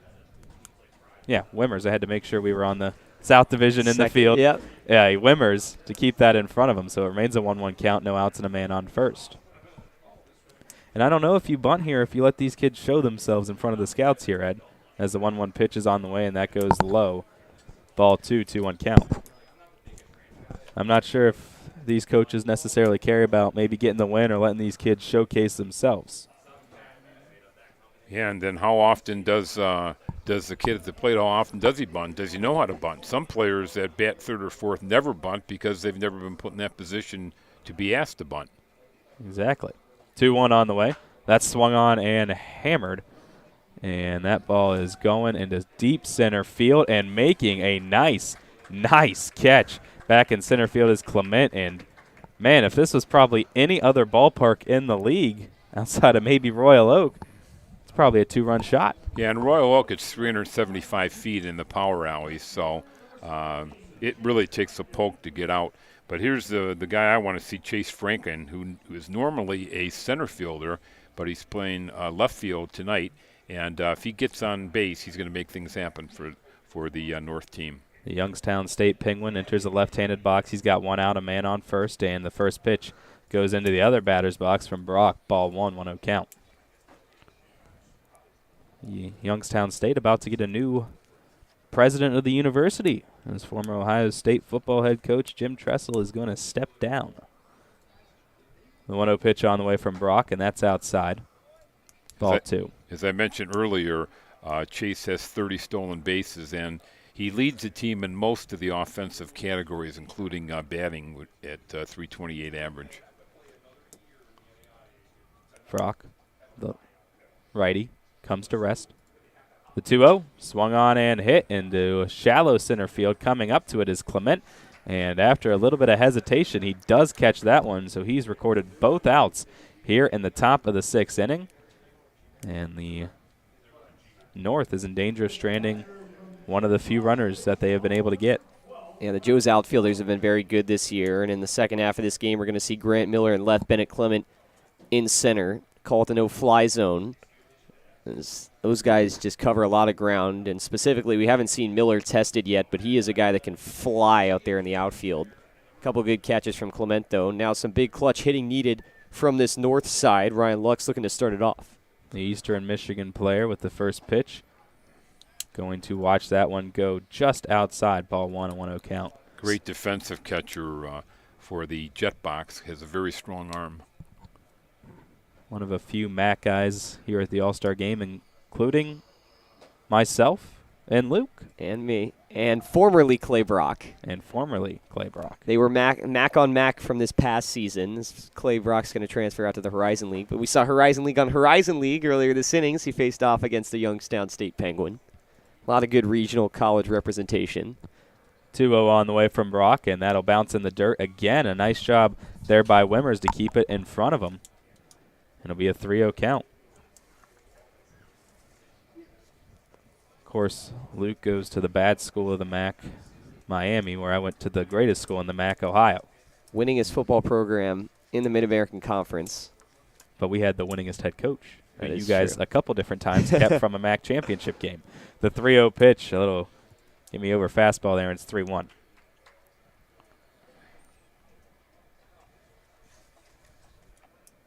Ed, did you go to a MAC school? No, I didn't. Okay.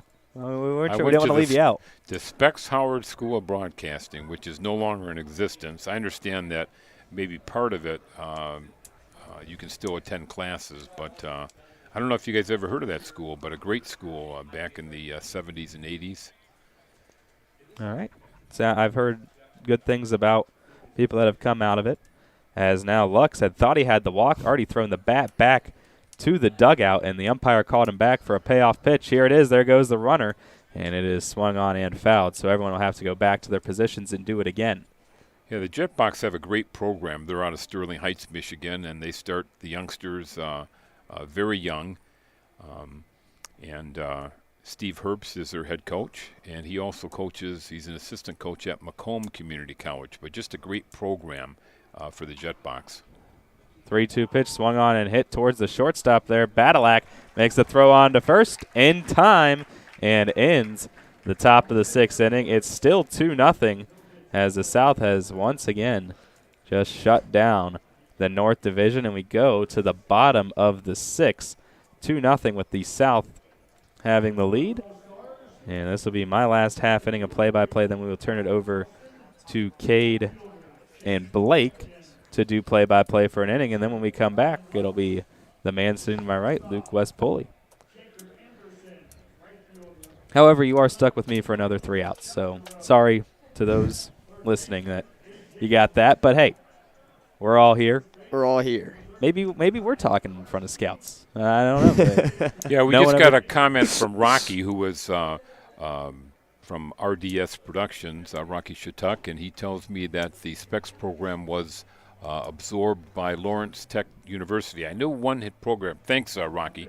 I know one program had taken them over, and probably one of the most famous people I could think of at the Specs Howard school was Dick Kernan, who was one of my teachers, and I don't know if you ever heard that name before, but he had a show on one of the local Detroit stations, WRIF, and just a great guy, and he helped me get my start into broadcasting. And when you think of Specs Howard, you think of Dick Kernan. You don't even think of Specs Howard as much, and sadly he passed away about a year ago, but just a great gentleman and helped place me, and I can only speak very highly of the school, Specs Howard School of Broadcasting.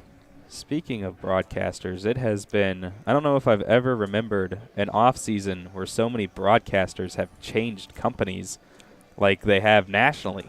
Yes. You have Joe Buck and Troy Aikman changing. You have Herbie now doing Thursday night games along with, he went with Al Michaels. Is that who he went with? So, He yeah. was now on Amazon Prime. You have... Who came up on Fox to take over for Buck and Aikman? But now someone else has to call the World Series now? Call the World Series, yeah. It's just been, I think they looked it up. There's like out of the 5 main broadcasts, 4 of them have changed, at least one. I think of Jack Buck, Joe's father, who, what a great announcer he was. And Joe's style was a little bit different, but Jack Buck was a great announcer. I can't believe what I just saw.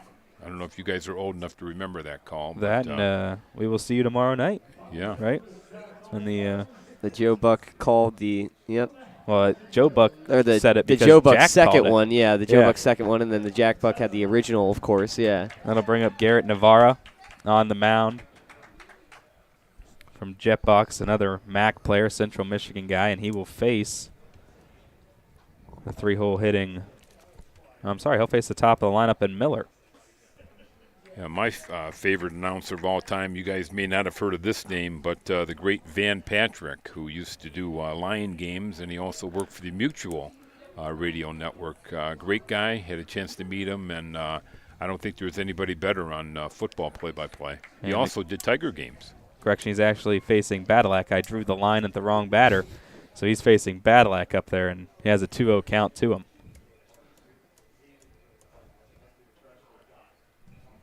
Lefty gets set with the 2-0 pitch. Swing and a miss, strike 1, 2-1 count. And I'll tell you, we kind of listened to him up here in the broadcast in game 1 of the doubleheader, but I love Tom Hamilton calling he's Cleveland great. games. Oh, no question. Absolutely. And, of course, the great Ernie Harwell, of the Tigers. But sometimes I'd actually listen, because I could pick up both broadcasts, and maybe I might listen to an inning of Ernie and then listen to Hamilton. And their styles are different, but Hamilton is a great announcer. I've heard him many times. 2-1 pitch, catches the upper part of the zone. Now 2-2 on the way to Badalack. And here it is. That'll be outside. Try to get him to chase something there. He didn't do it, and now a payoff pitch due up. Old-time Cleveland Indian fans would also remember the name Rocky Colavito, who I understand did the games on television for the Indians. Of course, they're called the Guardians now, but back in the day. Payoff pitch due up, and here it is to Badalack. That'll run inside, and so that'll be a walk.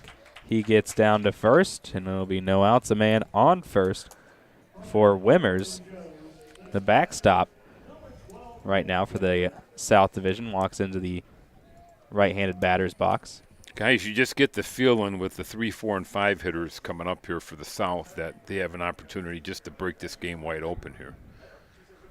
Absolutely. Nick Wimmers is a guy who has just been on fire as of late. He kind of struggled a little bit to start the season as he was mostly in a designated hitter role, and then as they kind of transitioned him back to catching. First pitch on the way to Wimmers, and that'll be popped up and foul out of play and over the right field bullpen once again.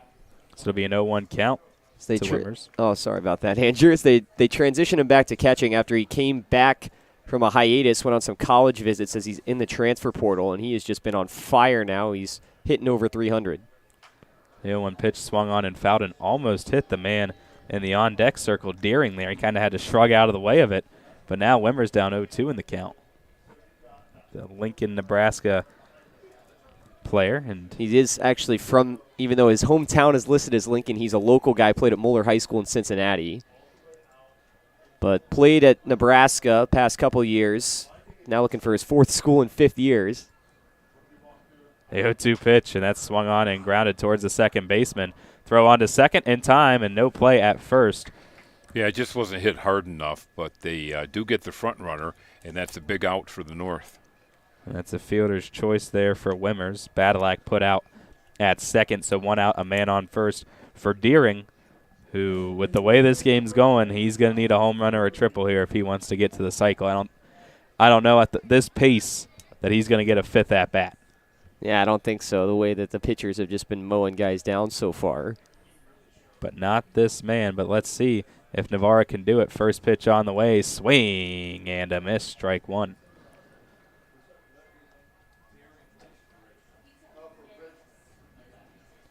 Deering, one of the many Richmond Jazz. Mentioned he had 29 RBIs coming into the game. He has 1 now as the 0-1 pitch on the way. Swing and a miss. He's down 0-2 in the count.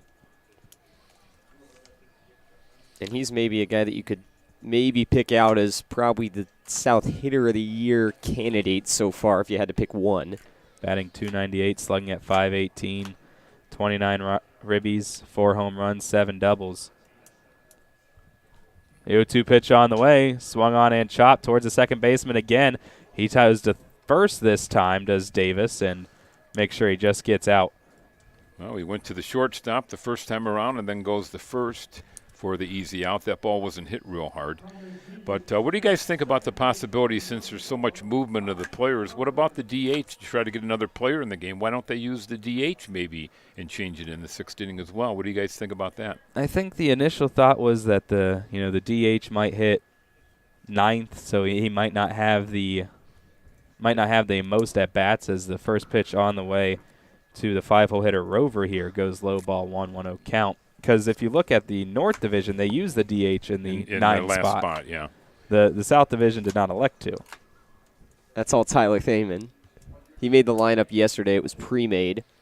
As the 1-0 pitch on the way, swung on and fouled right off the foam padding of the top of the third base dugout for the North Division, so it's a 1-1 count. I think that's the initial thought process, though, Ed. And I think a little bit also is that because he's not going to see any action in the field, you might give him a chance to maybe make that up, so to speak, with maybe an extra plate appearance or 2. That's a good point. Sun starting to set here at Prasco Park. The 1-1 pitch swung on, popped up, and out of play. So now it'll be a 1-2 count to Rover. Yeah, we should point out, too, that there's a number of other players that were listed as inactive, and basically what that means is they're not going to get in the game unless somebody gets injured. And in the Leprechauns case, when they lost Allman, fortunately they were able to bring in another pitcher who will be coming into the game in the 10th inning. That'll be Joseph Herrick. Navarra comes to rest. The 1-2 pitch runs high and away from the catcher. Behind him there, Lux, but not far enough for the runner to advance. So a 2-2 count, 2 outs, and a runner in scoring position for Rover. But I really like the format here because you know what to expect. You know the players are going to change after the 5th inning. The scouts know what to expect, and even the fans will know what to expect. Rover trying to swap places with the runner at second. He had a team-high 8 doubles coming into this game. Did he swing at that 2-2 pitch? They say he did not go around on the appeal, so it will now be a full count. Rover, the Brentwood, California native, had 13 RBIs coming into today. Payoff pitch on the way, runs high, and that'll be a walk. Rover heads down to first, runners on first and second, 2 outs for Clement in his first plate appearance. He had 2 great catches in the outfield in the top of the inning, though. Top of the 5th inning, I should say.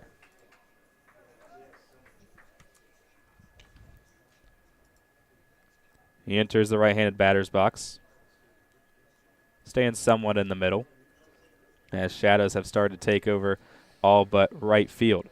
First pitch on the way. That comes a little too far inside for ball 1.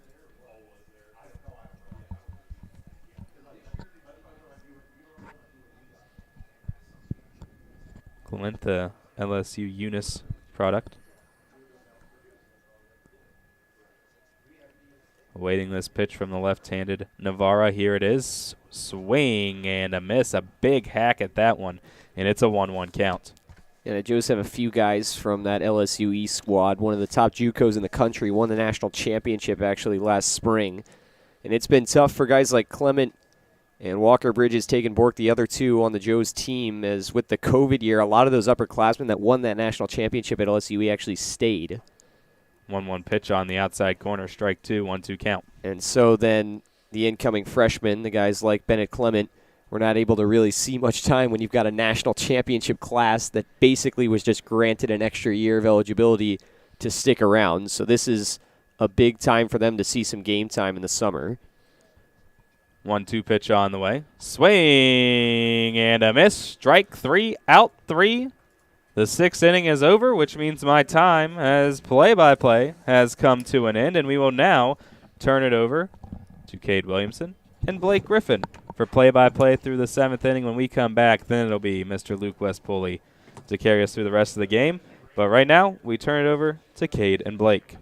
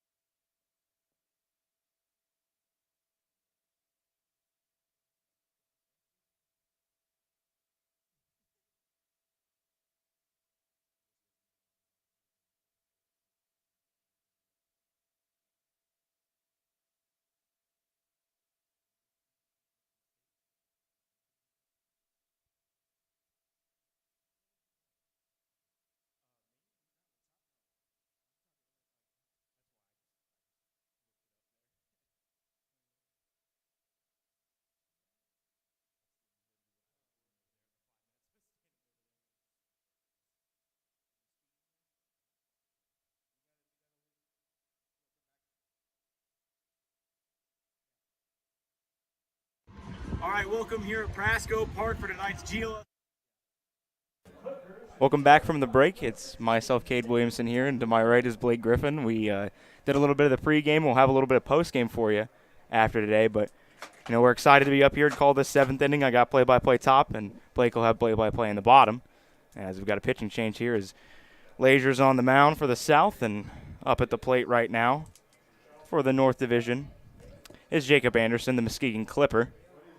Out of Oakland, Michigan, plays his spring ball at Michigan State, a Spartan at that, and he's seen 2 straight balls there from Lazier on the outer half. Struggled to find the strike zone. Lazier, Hamilton Joe, representing them in the GLSCL South, as that ball's lofted down the right field line, working over toward that open bullpen is Ratliff out there, but it'll be all for naught, as he tried to camp under that one, but just found the way of the right field, and a right field that has a little concourse out there that we've been pretty familiar with today. We did our pregame up there. It was beautiful, absolutely gorgeous up there in right field. Really kind of just loved having that atmosphere. Yeah, one of the better views that I probably have ever seen, just doing something that has to do with broadcasting, is that pitch from Lazier rides high. Ball there, 3-1 the count. Anderson on the season, a .269 hitter. Comes in this one with an OBP of .321. He sees another ball, and he'll take a walk, where he had 8 so far in the regular season, but he takes his free base right there. And Lazier starts off with a base runner, which will now bring up Michael Shadarov from Jet Box in the GLSCL North. And taking off on that pitch as that one's thrown down to second base. It'll be not in time. That's a stolen base. Almost came off the bag out there for that stolen base was Anderson, but he'll get into scoring position where in this ball game is a 2-0 score still in favor of the South. It's been mainly the pitching that shined today, I'll say that much, and what I've watched all around here at Prasco Park in Mason, Ohio. That pitch is grounded over to third base, fielded over there by Haskins. He throws across the diamond to Vonderhaar. It'll be in time for out number 1 here in this top of the 7th inning. And deciding not to move up there was Anderson. And Shadarov goes down on that ground out there for out number 1, which will bring up A.J. Miranda, a guy who is also a Muskegon Clipper out of Perry, Michigan. An Adrian College product, .341 average, leads the team for the Muskegon Clippers in that category. First pitch, he sees chopped right up the middle, staring back the runner, but it'll be all for naught as Lazier fields it and tosses over to Vonderhaar. That'll be in time for out number 2. Yeah, I bet you're a little happy about that with your guy out there, your Hamilton Joe guy. I mean, me for the Settlers, I've only really got 2 guys here, and the one position player, Adam Crawford's day is done, and Swanger will be coming out of the pen in the 8th. But, yeah, I got to say that it's just been a great time here, as now Ty Solarski is due up for the Sandusky Ice Haulers, the Akron Zip, and he swings after a big hack at that on a pitch on the outer half of the plate from Lazier. That's what you're going to see from Lazier. You're going to see a lot of him just kind of hunting the zone. You're not going to see a lot of strikeouts, not a lot of walks, really just allowing his team to do the defense for him. As that 1-0 pitch is outside, or 0-1 pitch rather, evens up the count at 1s. 2 down, 0. On third base over there is Anderson. Stolarski at the plate. Second, or that pitch rides outside for a ball. As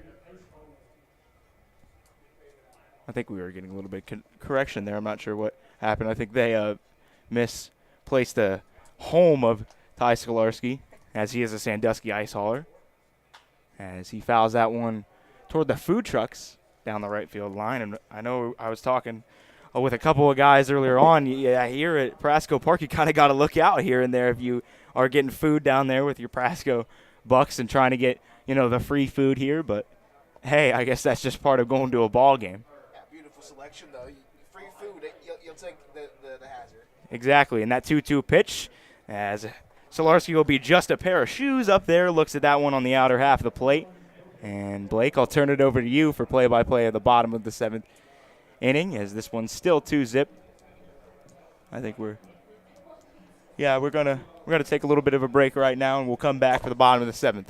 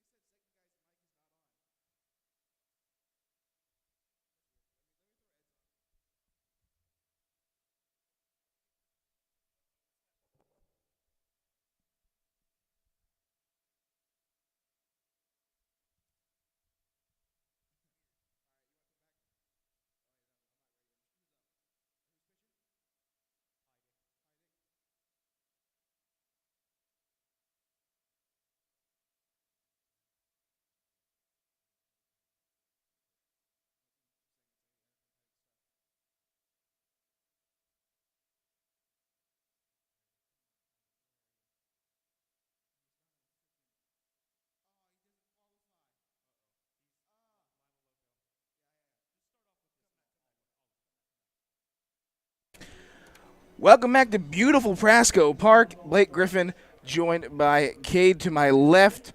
We are taking over some fresh new blood here in the 7th, giving the mid guys a little bit of a break.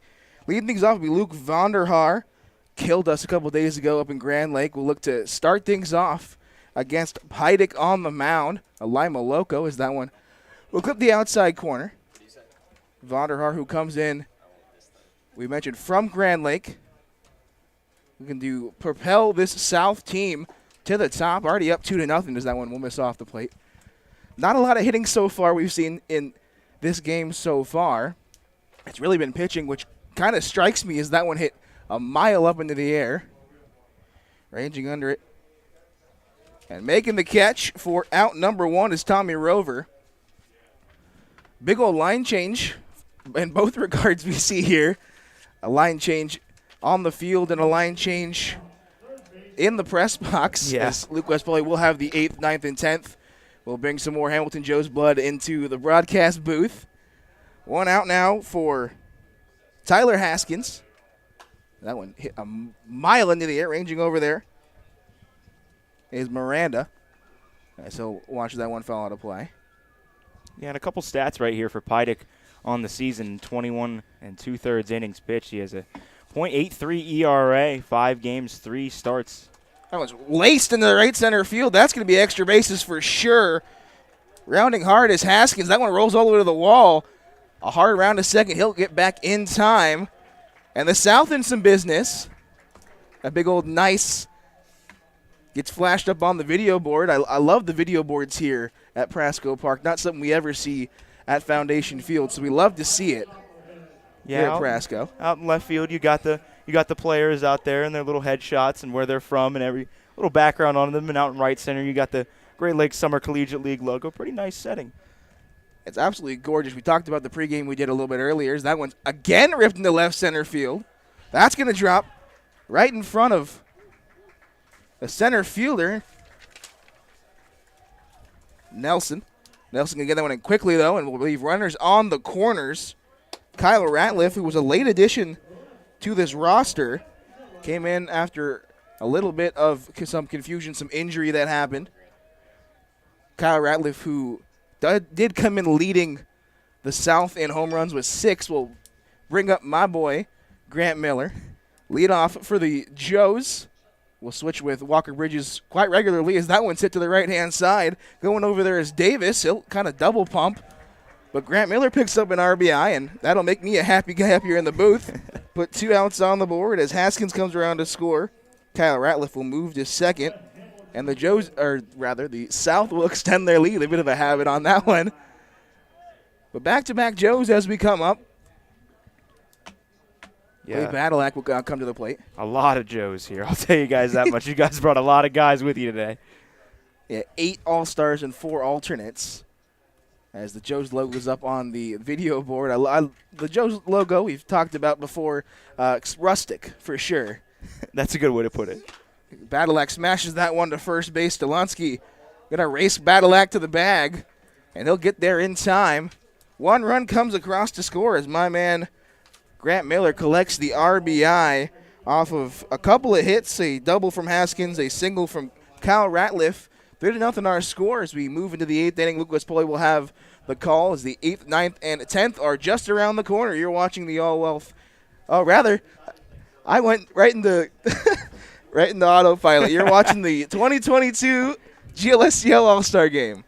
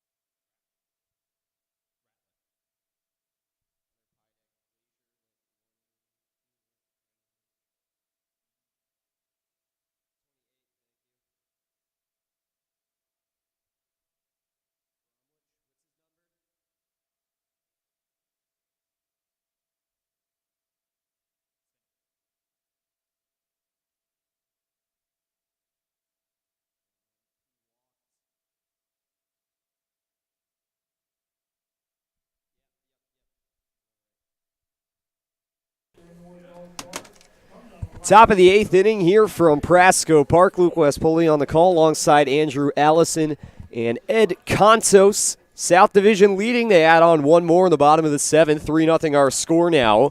Taking the mound will be Colby Gromlich for the South Division of the Xenia Scouts. And he will face off against Jaden Davis, who's going to get his first at-bat. 2 batters in the 8-9 spots that are yet to get their first at-bat for the North since coming in. First pitch breaking ball misses upstairs to him for ball 1. Jaden Davis, member of the Lima Locos.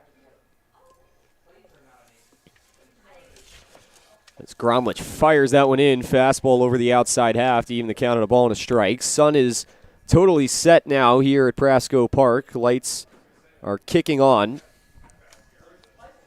1-1 pitch. Chopped up the middle. Gromlich jumped. It caught off the top of his glove. Now it's second. Play over to first is in time. It came over to Tommy Rover, a fellow Xenia scout. After a couple of hops, Gromlich couldn't quite get up to it on the mound, but he will retire Davis for the first out of his top of the 8th.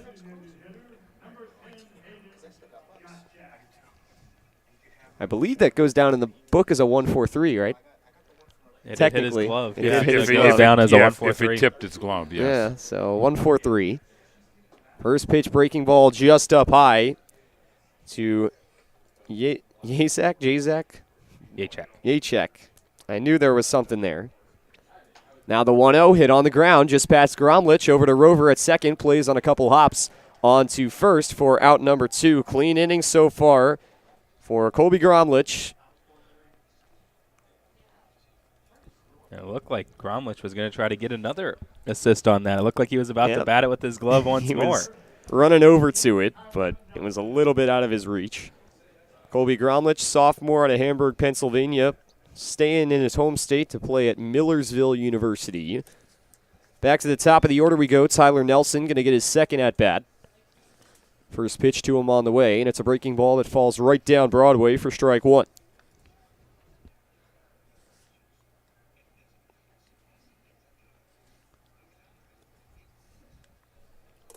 Now the second offering, 0-1, misses up near the face.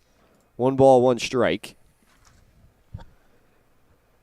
And I believe all teams returned to play after today as well. I believe that is the case. 1-1 pitch, fired outside for ball 2. Well, all but 1, but that is routine. Yeah, of course, in the South with the 7 teams. But no all-star break extending after this game, you could say. 2-1, fastball over the heart of the plate for strike 2. Yeah, the Leprechauns will once again host the Jet Box as we have 3 games left with them. Do you guys have a lot of home games left for your various teams? Joe's only got 4. We have 8 games left, and it's split 4-4.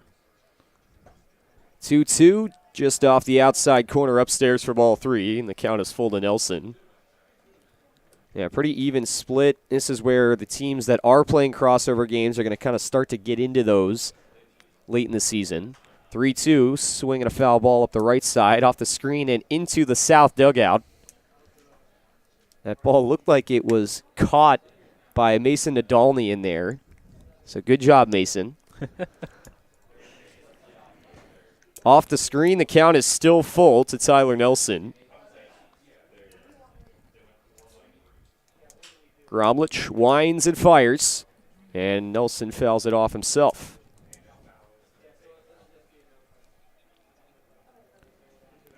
Base is empty, 2 outs here in the top of the 8th. South Division leading the North 3-0, out hitting the North Division 5-1, as the only hit came from Josh Cross of the Sandusky Ice Haulers, who has since exited the game after the line change in the 5th inning.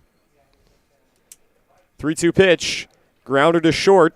Waiting on it is Badalak. He plays it over to first and just beats out a speedy Tyler Nelson for out number 3 of this top of the 8th. To the bottom of the 8th we go. Still looking clean are the South pitchers. Colby Gromlich adding to the long line as the South with a chance to extend their lead. Nick Wimmers is going to lead off for them as we head to the bottom of the 8th. Want to call it an 8th inning stretch, maybe, kind of. As we're playing a 10-inning game. Kind of serves a similar role, you could say. Yeah, it serves the same purpose. Yeah, Chase Franken in the next inning for the North will have an opportunity to be in his normal spot leading off an inning, and we'll see if he can do something to spark this North team. It's hard to believe with all the big hitters that the North have in this lineup, and they're held to just one hit. But you got to credit the pitching staff for the South. You guys have pitched very well in this game as a team. Yeah, we have a little bit of a sample size to seize. There's been a couple of crossover games, I believe, already, if I'm not mistaken, maybe one or two. But so far, the statistics would show that the South is a really good pitching division. And last year it was a little bit difficult to judge at this time because there was no cross-divisional play whatsoever. So it was almost like taking teams from two completely different leagues and trying to compare them, which statistically you can't really do. But here maybe a little bit of crossover. Well, the old saying is good pitching beats good hitting every time, or usually that's the case anyway. And you got to be impressed by this South All-Star team. They've just been pitching very well. And remember that each pitcher is switching after every inning, so it's not like one or two kids are doing it. I mean, it's the whole lineup. One pitcher after the next is doing well out there. Yeah, like to your point, it's not one guy got hot, was able to locate that day and just shut down a good hitting team. But you can also maybe say, well, hey, some of these batters didn't get their full go around, their full warm-ups. Maybe they started slow, and then their day was done. Nick Wimmers leading off to face off against the new pitcher, Nick Powers of the Michigan Monarchs. Michigan State Spartan deals the first pitch in. Big cut and a miss from Wimmers for strike one. Big Ten on Big Ten. As both these guys were at those universities this past spring. Nick Powers with a sub-1 ERA for the Monarchs so far this season. As that pitch will miss just off the outside corner, a little low. 1 ball, 1 strike.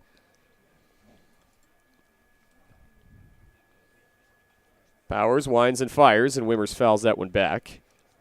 Wimmers a guy who likes to fight in the box. Against the Zenith Scouts a few days ago, he had a 15-pitch at-bat that resulted in a single that he just squirted through the right side of the infield. One of the slowest hit balls I've seen all year that ended up with a hit. 1-2. Swing and a miss. Nice breaking ball there from Nick Powers that fooled Wimmers. Dove away from his bat. That is strikeout number 1 for him on the inning. Good start, you could say. And that makes it now in that 3-hole spot. Now, I know we've changed from Steidel to Wimmers, but the catchers for the South Division now have 3 strikeouts between them. A sombrero across the lineup spot. First pitch to Austin Deering off the plate and low for ball 1. Should mention Nick Powers is a southpaw facing off against a lefty batter in Austin Deering. 1-0 hit off the end of the bat, foul. Hits the screen just above the north dugout. Austin Deering, one of those guys who throws right-handed but bats left-handed. I feel like something that's been a trend that we've seen a lot more the past couple years in baseball. Yeah. 1-1, hit on the ground, second base side. Davis shuffling over to it. Throw is really high, but a good stretch by Stolarski at first to record the second out. Yeah, the North team is settling down here, and they trail it 3-0. They can't afford to have any more runs scored.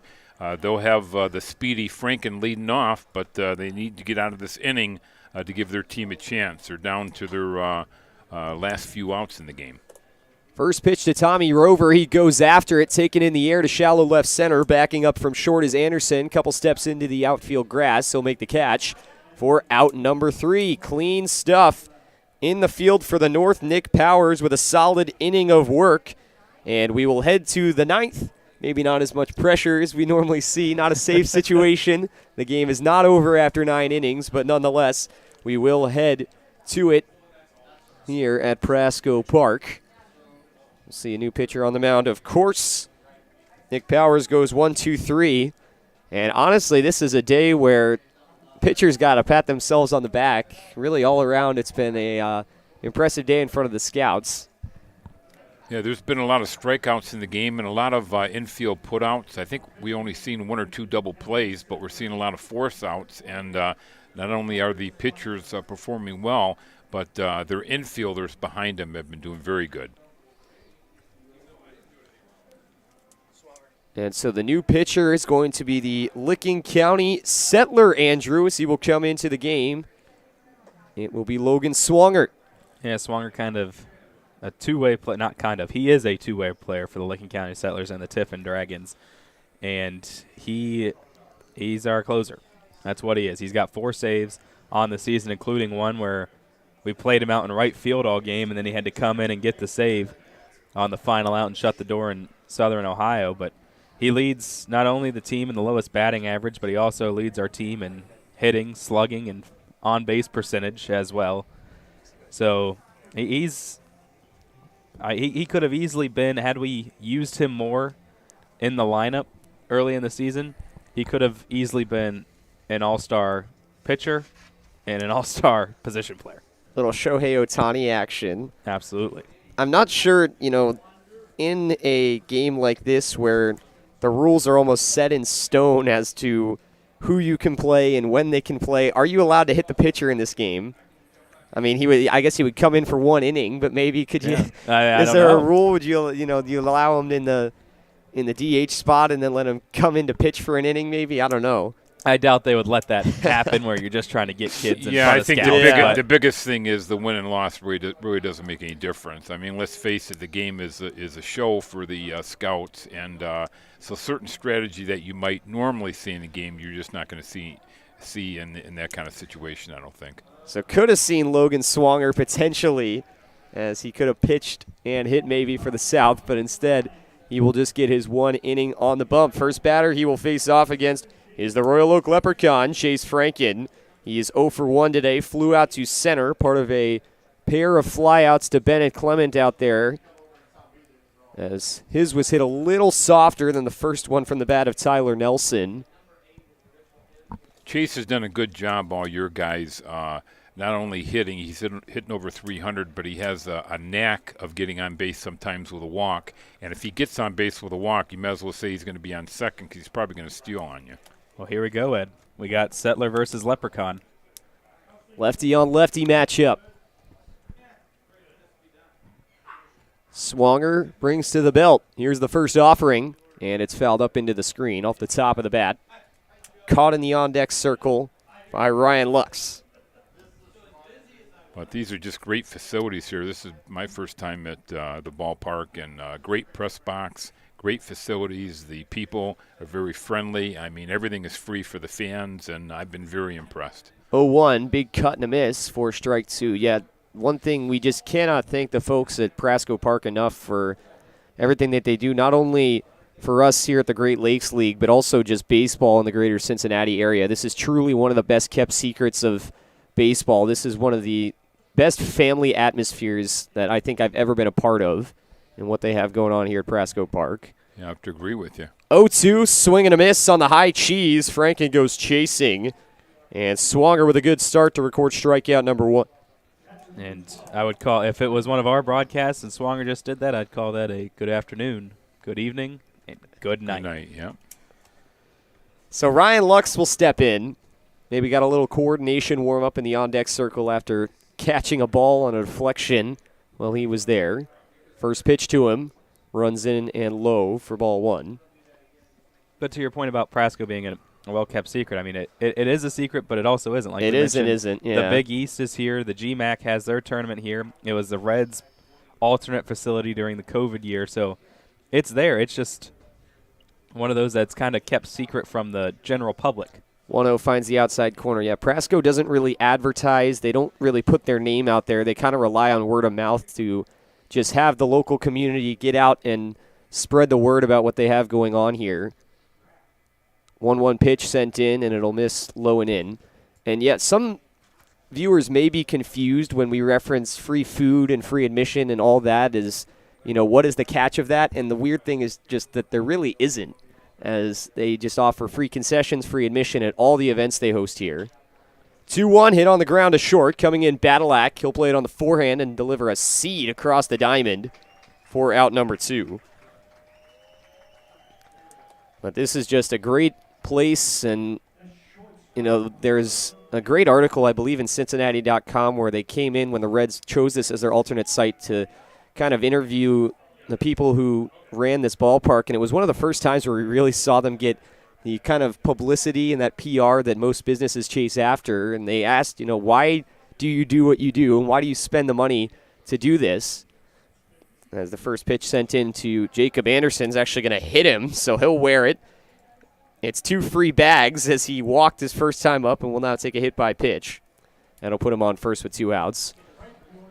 But the general response from the people at Prasco was just that they value the great experience of just family fun in baseball, and that they don't like how, you know, anything might spoil that in a stadium atmosphere. They don't want to discriminate. They don't want to charge high prices for admission or for food or anything. They just want people to be able to come here and have a good time and just be stress-free at a ballpark. First pitch low and in to Shadorov. And word certainly gets out as for this Great Lakes All-Star game. The stands are absolutely packed all around the field. And there's still more down on the concourse around where the food trucks are still at. Still people hanging around. From the stretch, Swanger will deal the 1-0. It'll bounce in. Good block by Wimmers, who springs out of the stance.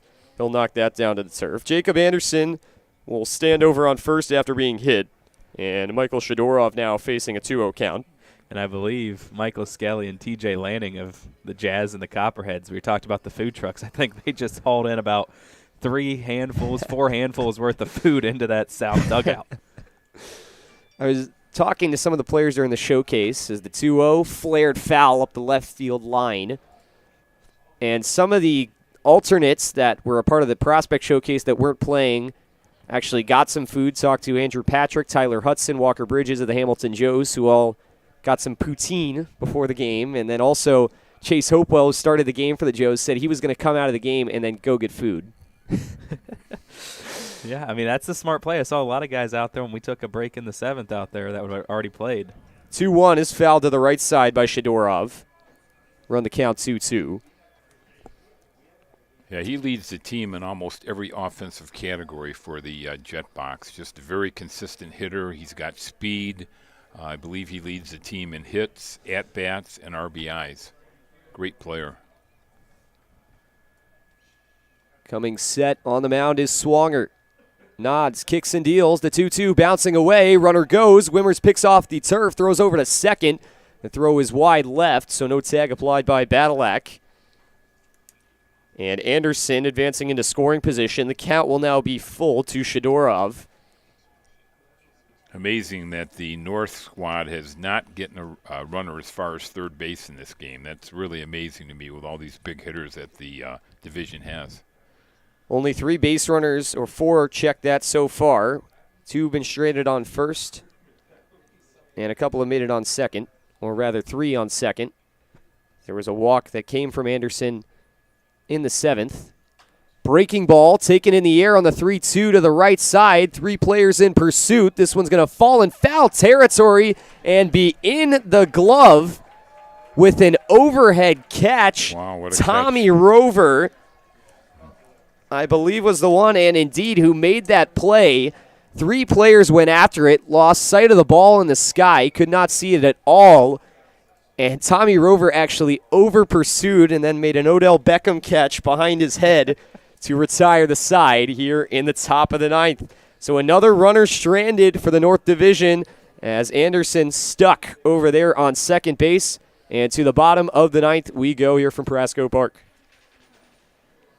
Well, it's defense, defense, defense, and a lot of pitching for the South. I'm really impressed with this is the first time I've had a chance to see some of the players from the South Division. I know it's only one game, but what an effort by these kids.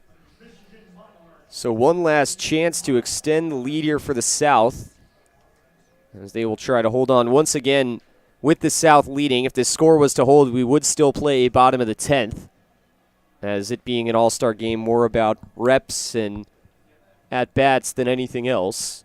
Did we ever find out how a tie would be settled? You had mentioned something about a home run derby. Will they break the tie, or it's not that important? A game would just end up in a tie. I am actually not sure. I believe last year there was talks about a home run derby. I'm not sure if that stood. We'll have to check on that. Cade on a mission. Yep. Across the press box, Cade Williamson, pre- and post-game host, will head over to check on those tie-break rules should we get there.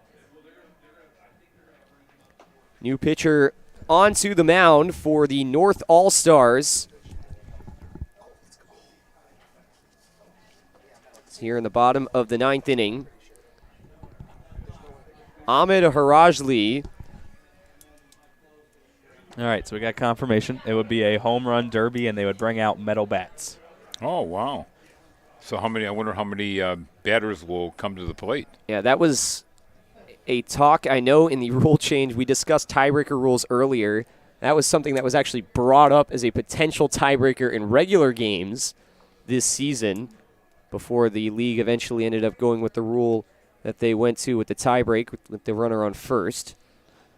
But supposedly the compression on the metal bats and the wood bats are the same, though. I know I've got a brother of mine that coaches for the Schoolcraft team, and they actually have a way of measuring the compression, at least in the if you're going to use the metal bat in a regulation game, it's supposed to be the same. Now, maybe they'll allow the players to use illegal bats. I'm not sure. But again, with the scouts here, why use a metal bat when I think just because. Just for fun, I think. Yeah. Okay. Maybe. It makes sense. A little harder to.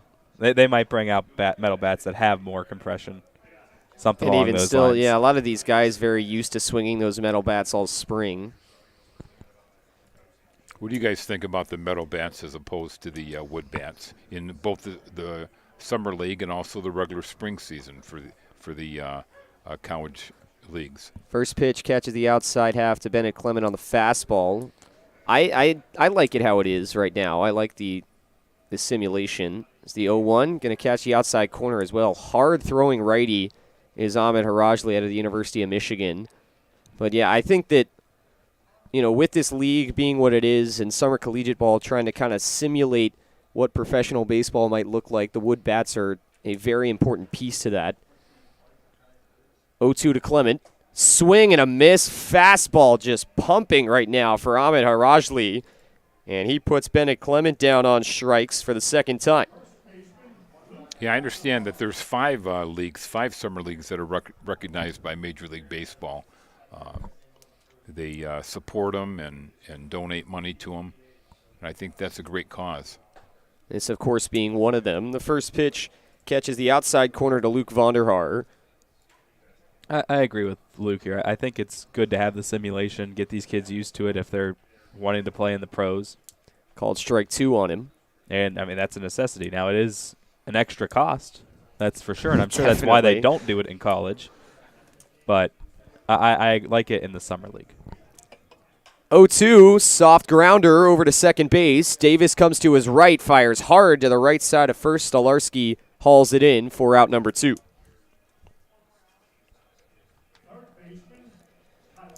Ahmed Harajli on the mound. The Michigan Wolverines, 6'4", 245-pound junior, is dealing right now. Looking for a change here as he'll have to face his first lefty, Tyler Haskins, the Xenia scout, coming to the plate. Hit a big double his last time up into the right center gap. First pitch breaking ball falls into the top part of the zone for strike 1. Yeah, that was a big insurance run for the South Division. Yeah, Haskins would come around to score on the RBI from Grant Miller. 0-1 pitch inside will be evaded by Haskins. So yeah, 3-0 the score in this one. Once again, the South out hitting the North 5-1. 1-1 pitch. Breaking ball in on the hands. Grounded first base side. Coming in on it. It's going to be called foul at the plate, actually, as that one got into the glove of Stolarski, but that ball bounced foul early. Yeah, just kind of hit off the outside of the foot of Haskins there, and that's what shot it down the first base line. Little roller over to first. Would have been no problem, but instead we'll have to ready for a 1-2. Harajli looking to give the North back-to-back 1-2-3 innings for the first time, or rather the second time tonight. 1-2 pitch. Down low on the fastball.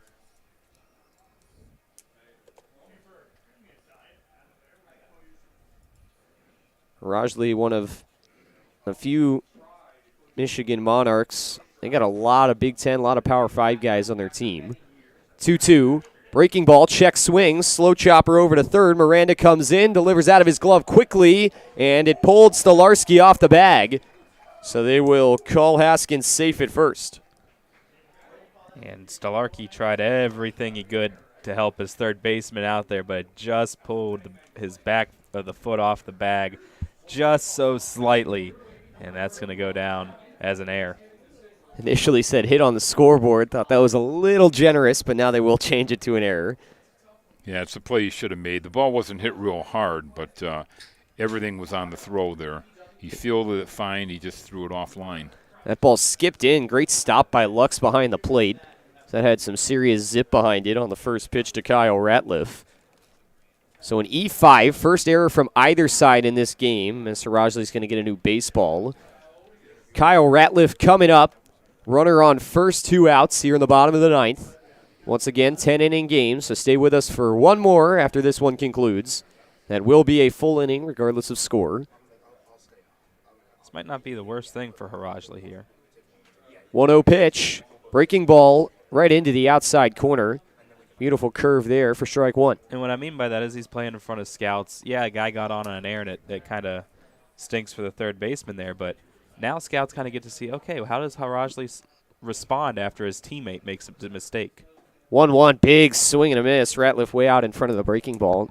You almost get the best of both worlds there on the mound for Harajli, is you have a base runner that you know was not your fault, and now you get to show people how you pitch with base runners on, which is definitely an important part of pitching.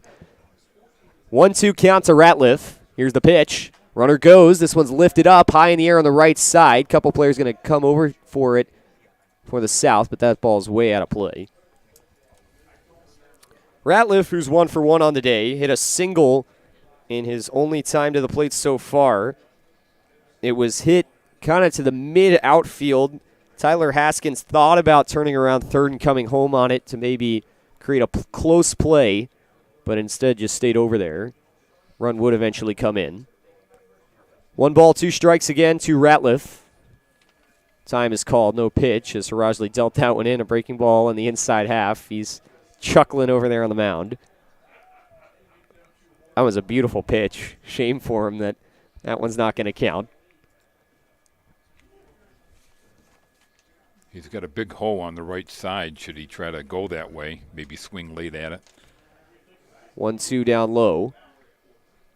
You know, you got at second base Davis shadowing a little bit more towards the left side, a little more towards the bag. And then at first, obviously, Stolarski covering first, so that creates a pretty big hole should Ratliff try to go the other way in the infield. 2-2.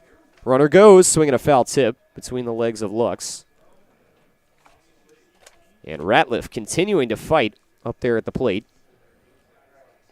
Couple foul balls for him now in this at-bat.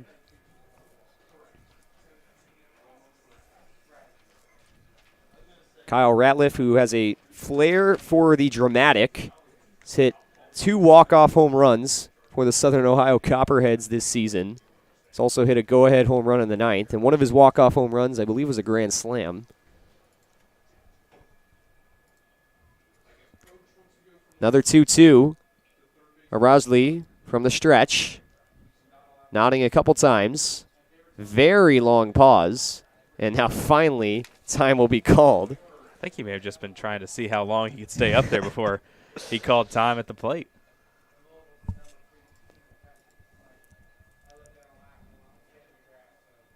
So we'll do it again. Count still 2-2. Righty on righty. The pitch. Bounce down low, skips up, blocked down by Lux. The ball trickled between his legs, but able to corral rather quickly. And so the count is full. Haskins remains over at first. Okay, so why do they call this next pitch a payoff pitch when sometimes it doesn't pay off anything? When you're fouling the ball off the way that Ratliff does, you could very much say that this next pitch may not pay anything off on either side. Here comes the 3-2. Swing and a miss, strike 3 on the breaking ball. A big at-bat, but Ahmad Harajli comes out on top. And the Michigan Monarch hangs a big 0 to give his team one more chance as we head to the top of the 10th inning with the North trailing by 3. They need a lot of life offensively, guys, and on a night that hasn't really provided too much for them. But good news, you could say, is that they're going to see a new pitcher, as you do in every inning, and you just kind of never know with a new guy coming in. It's just for the South, it's been really good over and over and over again tonight. Yeah, it's kind of a pride thing, I think, at this point. You haven't gotten a runner past second base. You're losing 3-0, and it's kind of like on the bench, hey, let's suck it up here and try to at least get a run here. Put a run up there on the board. So here in the top of the 10th, the last pitcher is going to be the lefty fastballer out of the University of Cincinnati, and the Cincinnati Steam, Alex Shea, will pitch for the South. Alex, tall frame on the mound, skinny guy too, 6'5", 210. Out of Union, Kentucky. 1.07 whip this year for the Steam and 12 strikeouts for him. Team high. That's a whip team high and a 152 batting average against, which is also the best on the Steam team. Probably you can say is the third team in the race between the Joes and the Settlers for that South Division playoff spot. Yeah, right now Licking County up 1 game on the whole division. Joes 1 game behind, and then Cincinnati is just a half game behind the Joes. Same amount of losses and 1 less win. Of course, the Joes having a game, or the Steam having a game rather at hand. Which will be interesting to see if it does become a 3-way tie because we hold the tiebreaker with Hamilton. Cincinnati holds the tiebreaker against us. And do you hold the tiebreaker over Cincinnati? As of right now, however, the Steam are one of the teams that the Joes are going to play a whole bunch of times heading down the stretch. So don't really know, about how things would shake out. But, yeah, could see almost a rock, paper, scissors type situation with a 3-way true tie. That could be a nightmare for some tie breaks. You'd have to go deep down into the league rule book to find some appendix. It would probably go something like total win percentage of the other opponents. Yes, I would think so. Yes, probably something like and maybe the win opponents within the division, too. I don't think they'd consider the games outside. Yeah, it would have to be the rest of the division. So Alex Shea will come in to face off against A.J. Miranda.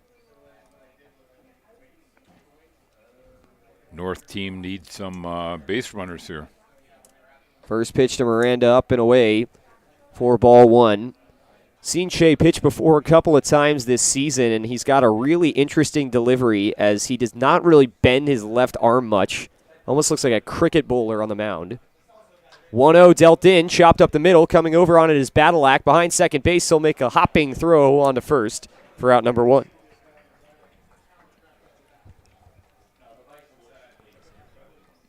So quickly, the lineup moves down. Ty Stolarski now, the Sandusky ice hauler, up to the plate. Base is empty, 1 out. And Ed kind of alluded to it, but we always say on our broadcast in these situations, you don't need heroes. You just need base runners at this point. Exactly. Just got to get on. Stolarski is 0 for 1.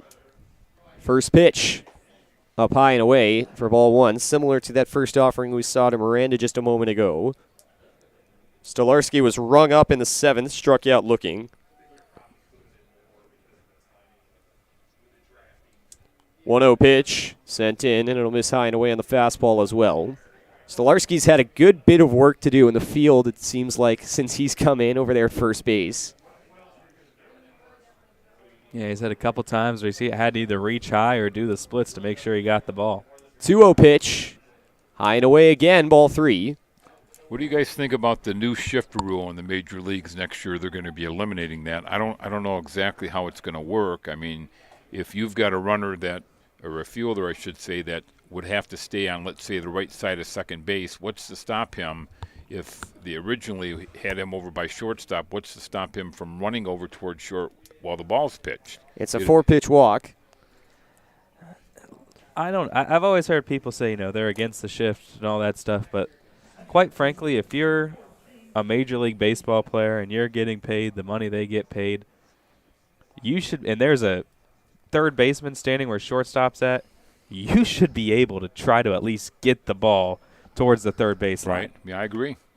Runner on first, one out. First pitch sent in, taken in the air to right. Backing up on this one is Ratliff, reaching over his head. What a catch. And he made the catch. Wow. Falling back onto the warning track, twisting and turning Kyle Ratliff with a huge out for the South. And he gets a little tip of the hat from his catcher there, Wimmers. And it says, wow, way to get that one. Stolarski scores rather easily, I think, if that ball's not caught. Yeah, if that's over his head, that hits an awkward part in the wall as well, where it might have actually kicked out a little towards center, which could really spell trouble for the South, as that could have maybe extended out 3 bases. But now, down to their final out.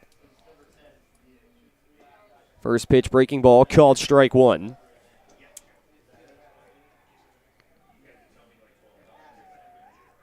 Hayden Yachak, who came into this game late, was a late addition.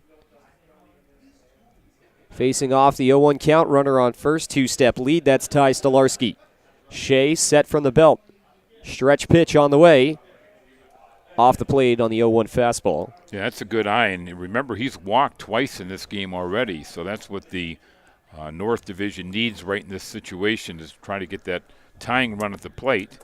And we'll see if another walk can be made here. 1-1 pitch. Breaking ball, fouled off. So Yachek going to take a second to collect himself. We mentioned the designated hitter. He's in the 9 spot. But really a chance for those guys to kind of play a normal game, you could say, and really settle in, getting to play that full 9 and now a 10th. 1-2 count. Shea looking to give the South the win. Here's the pitch. Off the plate. 2 balls and 2 strikes. South looking for revenge this year after dropping it last year to the North. Couple guys carrying over, playing for the team in both years, so maybe a little bit of carryover. 2-2 from Shea, dealt in, off the plate again on the fastball. And it would give the South the lead since 2010 of the All-Star game, back to 4 wins, 3 to the North. And if you say, hey, wait, that doesn't add up correctly, well, that's because for about 3 years they did it as the blue team and the red team rather than North and South. Rather than North and South. Interesting. There's a full count here to Yachik. Payoff pitch with the runner on the move, and it's up high. 3rd walk that he's drawn. Amazing. So Yachik probably going to end this game 0 for 1, but 3 walks for him on the day. Pretty solid day at the plate, you could say. And now back to the top of the order we go. Tyler Nelson of the Michigan Monarchs standing in a pretty big spot. He is now the tying run coming to the plate with runners on first and second, 2 away. Big lead over there at second base from Stolarski. First pitch from Shea is blocked down and away by Wimmers for ball 1. Should note, Wimmers caught, as actually looks to be a little bit shaken up here, going to head out to the mound just to collect himself. Wimmers caught a lot of the prospect bullpens during the showcase, so it's been a really, really long day for him as he had to catch out there for a good probably hour or 2, then got some rest before coming in to play in the game. As most All-Stars have just been kind of chilling out, relaxing all day, waiting for this game to start, watch the prospect showcase, but especially Wimmers, the starting pitchers. Yeah, Wimmers, a guy who actually came in and participated himself.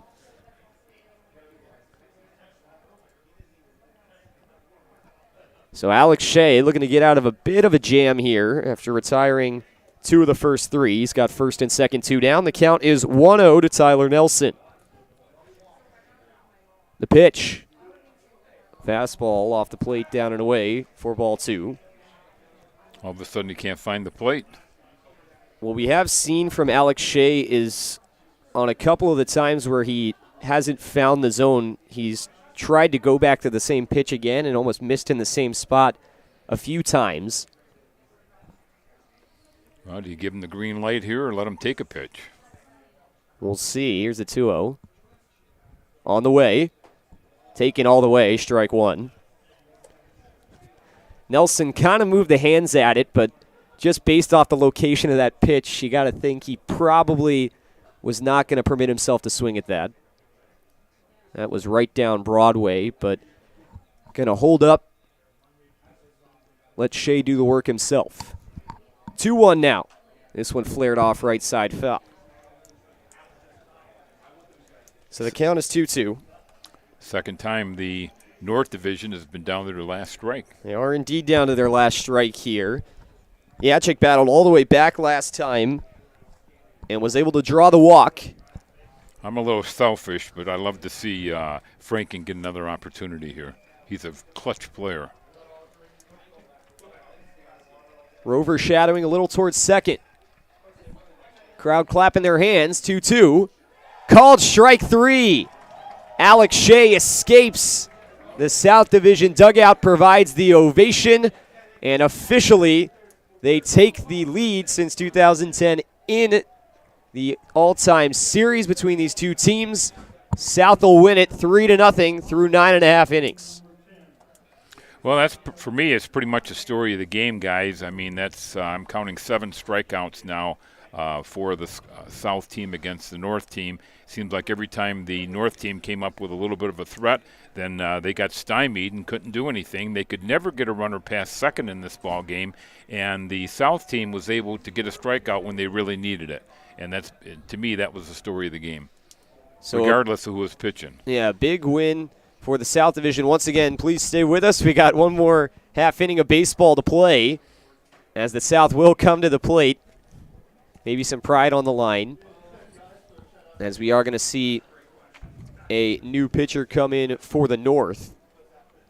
It's going to be Joseph Herrick from the Leprechauns. Joseph Herrick, who is an alternate originally, but as mentioned, when another Royal Oak Leprechaun and their initial starter, Tommy Allman, had to withdraw himself from this game, everybody was moved up one spot, which left the unoccupied 10th inning. That was eventually taken over by Herrick. And let's see if Herrick maybe follows up what Hopewell did. Hopewell last year was an alternate, got called up to throw a not necessarily meaningless but scoreless inning, and I don't think he's going to. Unfortunately for Herrick, like he's a senior. He does not have any college eligibility left for next summer. It might be a COVID year. Never know. I but sure I don't hope think not. I don't think. Always a chance to get a red shirt for a variety of reasons. Akron Zip going to come in to pitch this final inning of the GLSCL All-Star Game here in 2022. Senior out of Rochester, Michigan. Big frame out there on the mound. 6'4", 205 as we get the throw down. 2-2 record for the Royal Oak Leprechauns this year. In 6 starts, he's got a 4.32 ERA. He has struck out 14 and walked 13 in 25 innings of work. And he will have to face the top of this South Division order as Grant Miller is coming to the plate. Grant got an RBI his last time up on a ground out to second.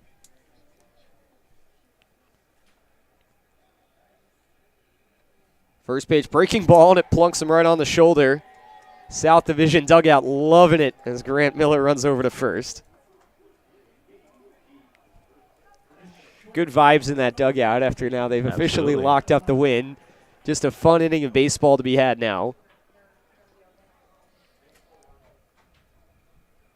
So a runner on first and nobody out for another Hamilton Joe, Clay Badalak.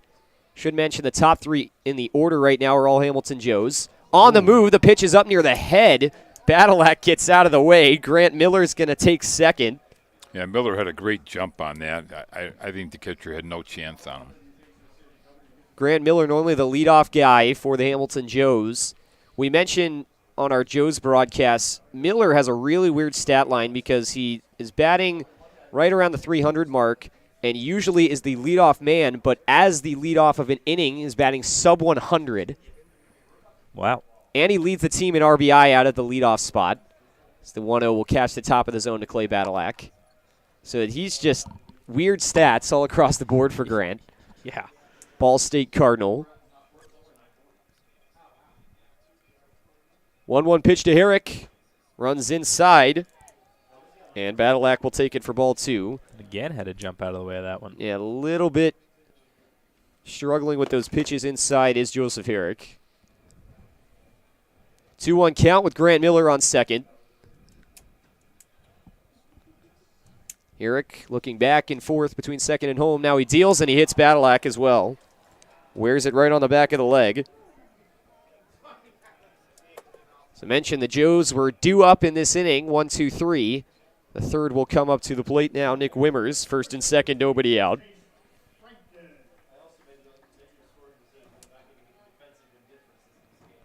And Nick Wimmers is a switch hitter, and I believe this is the first time we're going to get to see him bat left-handed tonight. So I think he's faced mostly left-handed pitching so far. So now finally getting to bat lefty against a right-hander. And Nick is actually stronger from the left side. As you know, as a switch hitter, you do tend to sometimes have those stronger sides. Nick, a natural lefty. First pitch runs inside on him. Almost hit him. They'll take it for ball 1. And for what it's worth, when Miller reached second base, I think I heard them say defensive indifference. So instead of him getting a stolen base, they rule it defensive indifference, allowing him to move up a bag. So 1-0 up high for ball 2. Maybe a breaking ball that never quite fell down. Off speed, certainly, from Herrick. 2 balls and no strikes.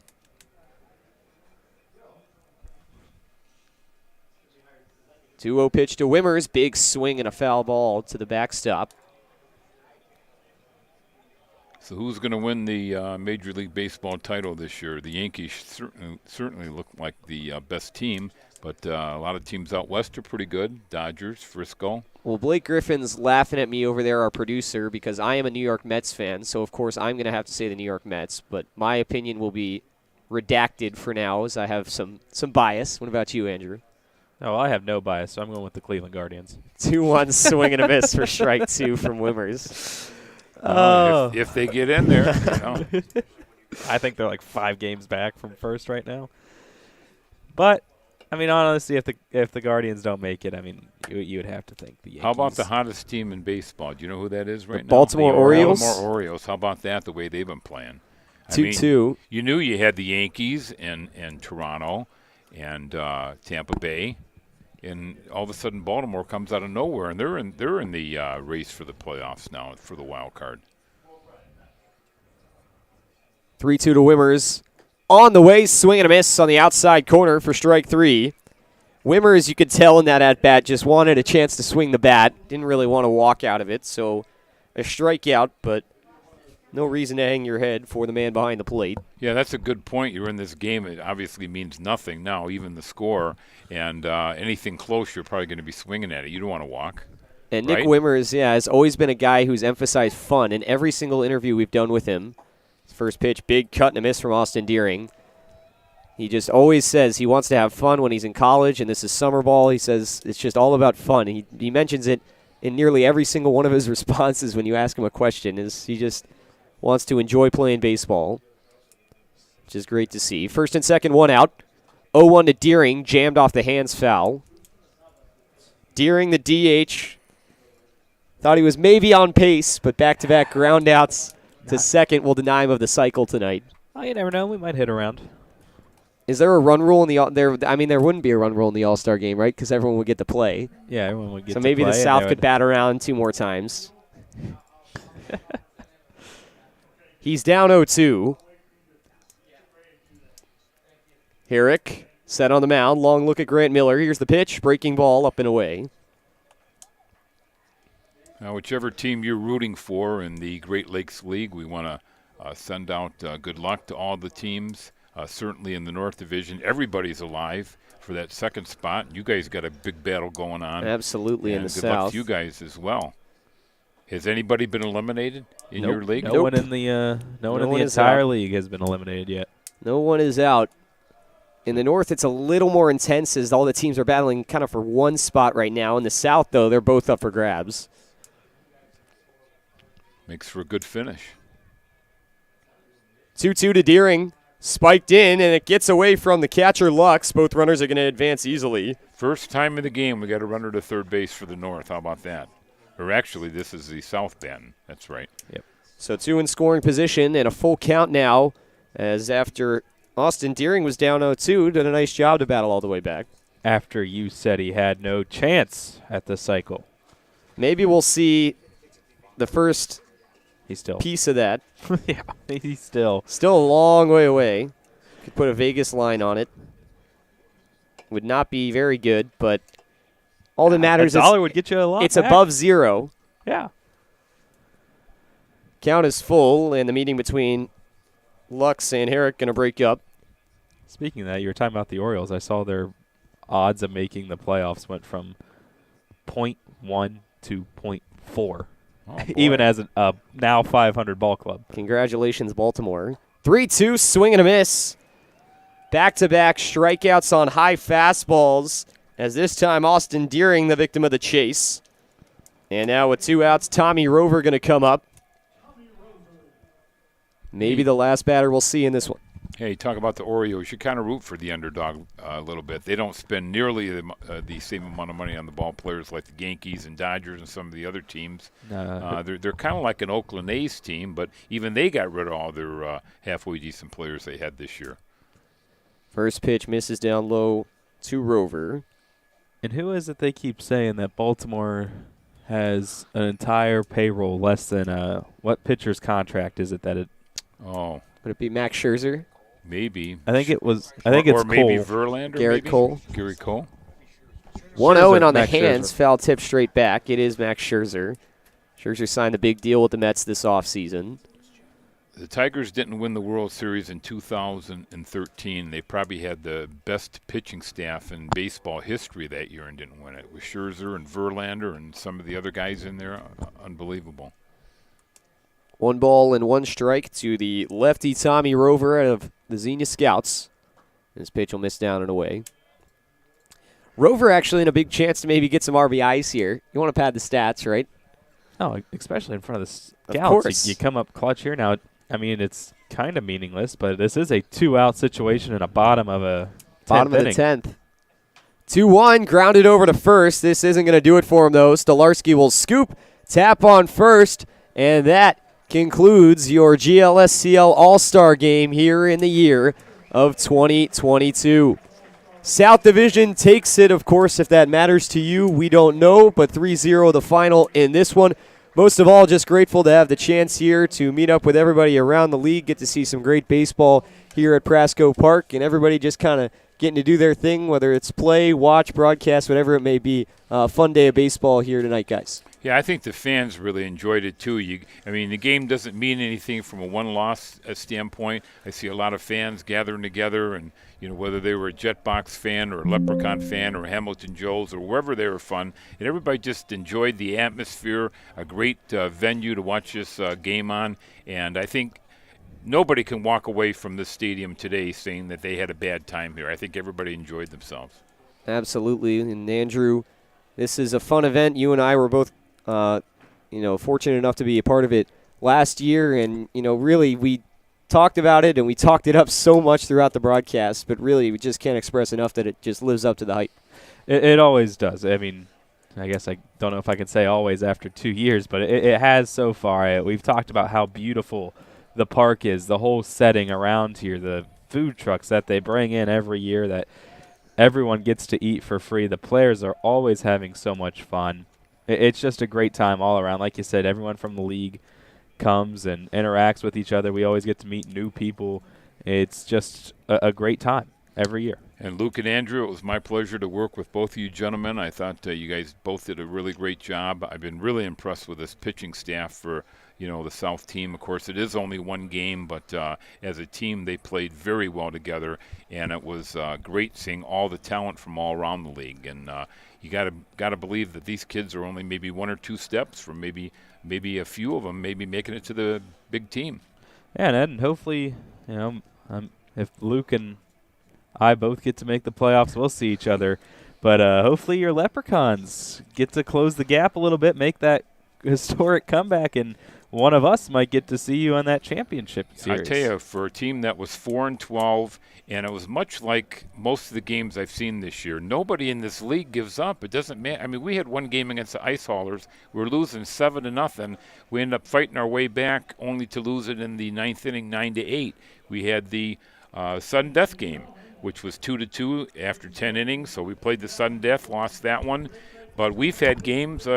We had a game just the other day where we were leading 4-2, and then the Jetbox came back and scored 2 to tie it in the ninth, and they won it in the 10th inning. So nobody in this league is going to give up. I mean, these kids are playing for fun, but they're really taking it seriously, and it's just impressive watching these kids. Absolutely, this is indeed a great league and really fun to watch. Down on the field, Austin Deering has just been presented with the MVP award of the 2022 Nice. Great Lakes League All-Star Game. Great stuff for the man from the Richmond Jazz. The designated hitter went 2 for 5 today with a single and a double. Of course, a great honor that last year went to Scott Makowitz, and this year the torch passed off to the man from the South in Austin Deering. And you know what he didn't have, though? Did not have a cycle. He did not have a cycle. Did not have a cycle, but nonetheless, he'll bring the bat up over his head, and the South All-Stars going to celebrate with him. Great day for the South All-Stars. Great day for both teams. And once again, we appreciate all of you tuning in. Ed and Andrew, it has been a pleasure working with you both. And, of course, once again, we want to send out a huge thank you to everyone at the Great Lakes League, everyone here at Prasco Park. This is just, we cannot express enough how good of a facility and how good of event management, what a great job they do here. And we like to thank them for everything that we do. Pleasure, guys. We'll have our post-game report. Don't go away, as Cade and Blake are going to take things over, and they will interview Austin Deering. We'll have full wrap-up here from Mason. Thanks for tuning in. Great night of baseball here from Mason. South All-Stars take it 3-0. We'll see you next year. Until then, Luke Westpoli saying so long.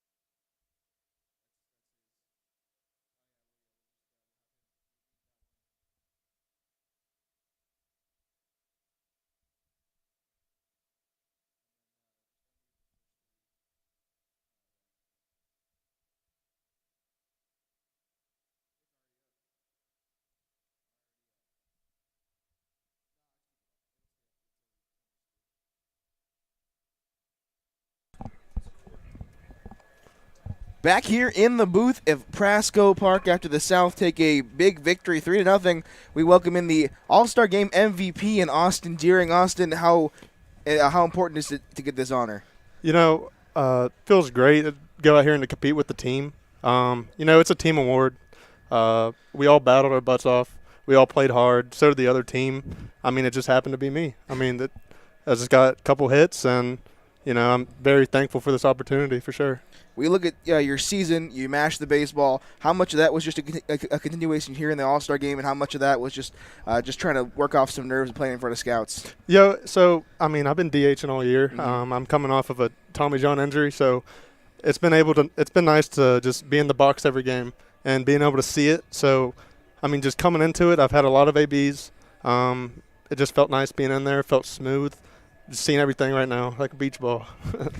Yeah, well, you're hitting the ball like a beach ball. Looking to the rest of the season, a couple more games for you guys. We asked Matt Dickey the same question on the pregame. What's it kind of going to take for you guys to maybe put a run together and maybe reach your way up to the second spot? For sure. Everyone's going to have to step up on the team, most definitely. Our bullpen hasn't been the greatest, but, we got some competitors in there. And it's going to come around, especially these last, 7 games. I think we can get it done. All it's just going to take is everyone on the same page and effort. That's all it takes, really. We got enough talent on the team to get it done. So I think we can make a little run and maybe hit into the playoffs. Yeah. Well, congratulations on your award. Good luck for the rest of the season, and congrats on the win as well. Thank you, guys. Appreciate it.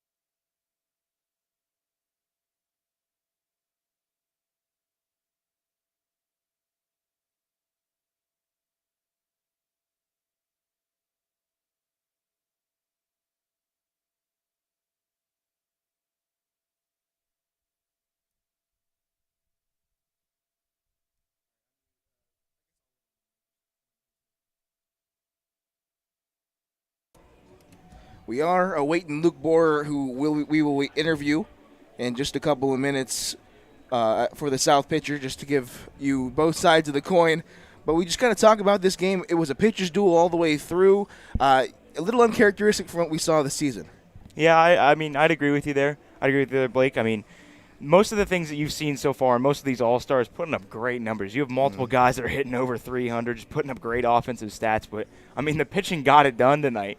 Everybody up there that was a pitcher from both sides of it just absolutely shoved up there on the mound. Specifically for the South, they were sadly one hit away from a no-hitter and a ball that, I know we were talking about with Adam Crawford out there being the guy that's a Licking County settler. We thought, maybe he might be able to make a diving effort. But, being smart, saving your body, you've got some big games coming up. So I guess it doesn't hurt too bad. That being the only hit of the ball game, only one error. But, hey, that was just a really solid performance pitching-wise. Everybody had their best stuff going, and I'm sure that these guys have impressed the scouts after tonight.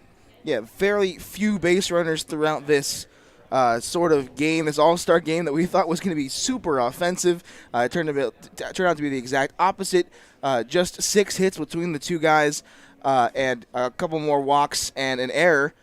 So looking forward into the rest of the season, we hope that maybe doesn't continue. The bats stay hot, and hopefully this hiatus is just for one night. Yeah, we'll see. We've got some action tomorrow. A couple teams have some nights off tomorrow. You'll see the Settlers and your Joes back in action tomorrow. But you've got, 3 teams from the South off. You've got 4 teams from the North off tomorrow, so they take a little bit of a break. They talked about it in the broadcast a little bit here and there about how it's just kind of getting right back to it as, that's how the season goes, and that's even how the playoffs will go. Like, once we hit that point, it's just continuous baseball. You don't stop every single day. You wake up and you play, and you're ready to play, and you're ready to go. And, these guys also have to take care of their bodies at this point in the season. You've seen some injuries here and there at some point, so that's where you just got to take care of yourself and hopefully keep pushing throughout the season. Yeah, exactly. We will go take a quick break as we still wait for our South pitcher of the game to come up and be interviewed by Cade. But we will be right back when he does arrive. Just stay tuned.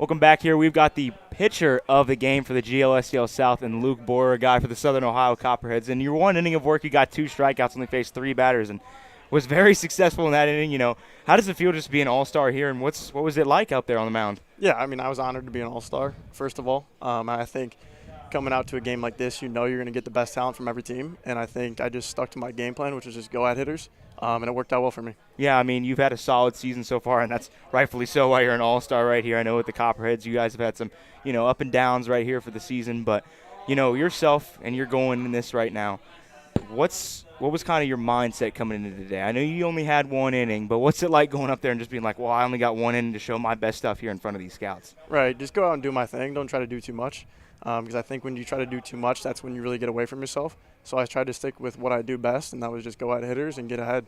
And you did a very good job at that tonight. I know you're an Ohio University Bobcat guy as well as myself down there in Athens. You decided to stay down there in Athens and the Copperheads. You know, let's talk about them for just a second. How are you feeling about your squad? I mean, you're going to, you know, an 8-game stretch where you got, or 9-game stretch rather for you guys. You've got some tough games ahead. What are you thinking overall for your squad, and what are you guys trying to do? Yeah, you know, being a pitcher, and I'm starting now, so I think it's focus on what I'm playing and making sure that I do the best for my team when I go out there and pitch. And that's a good insight right there. And we want to thank you for having up here, as that was Luke Borer, the pitcher of the game for the GLSCL South. As the GLSCL South takes the All-Star game 3-0. That'll be a little bit of a wrap-up of this post-game. As to my right is Blake Griffin, and I will be signing off. Cade Williamson, thank you for tuning into this broadcast today. We're happy to do this for you, and for everybody out there, have a great rest of your evening. Thanks, guys.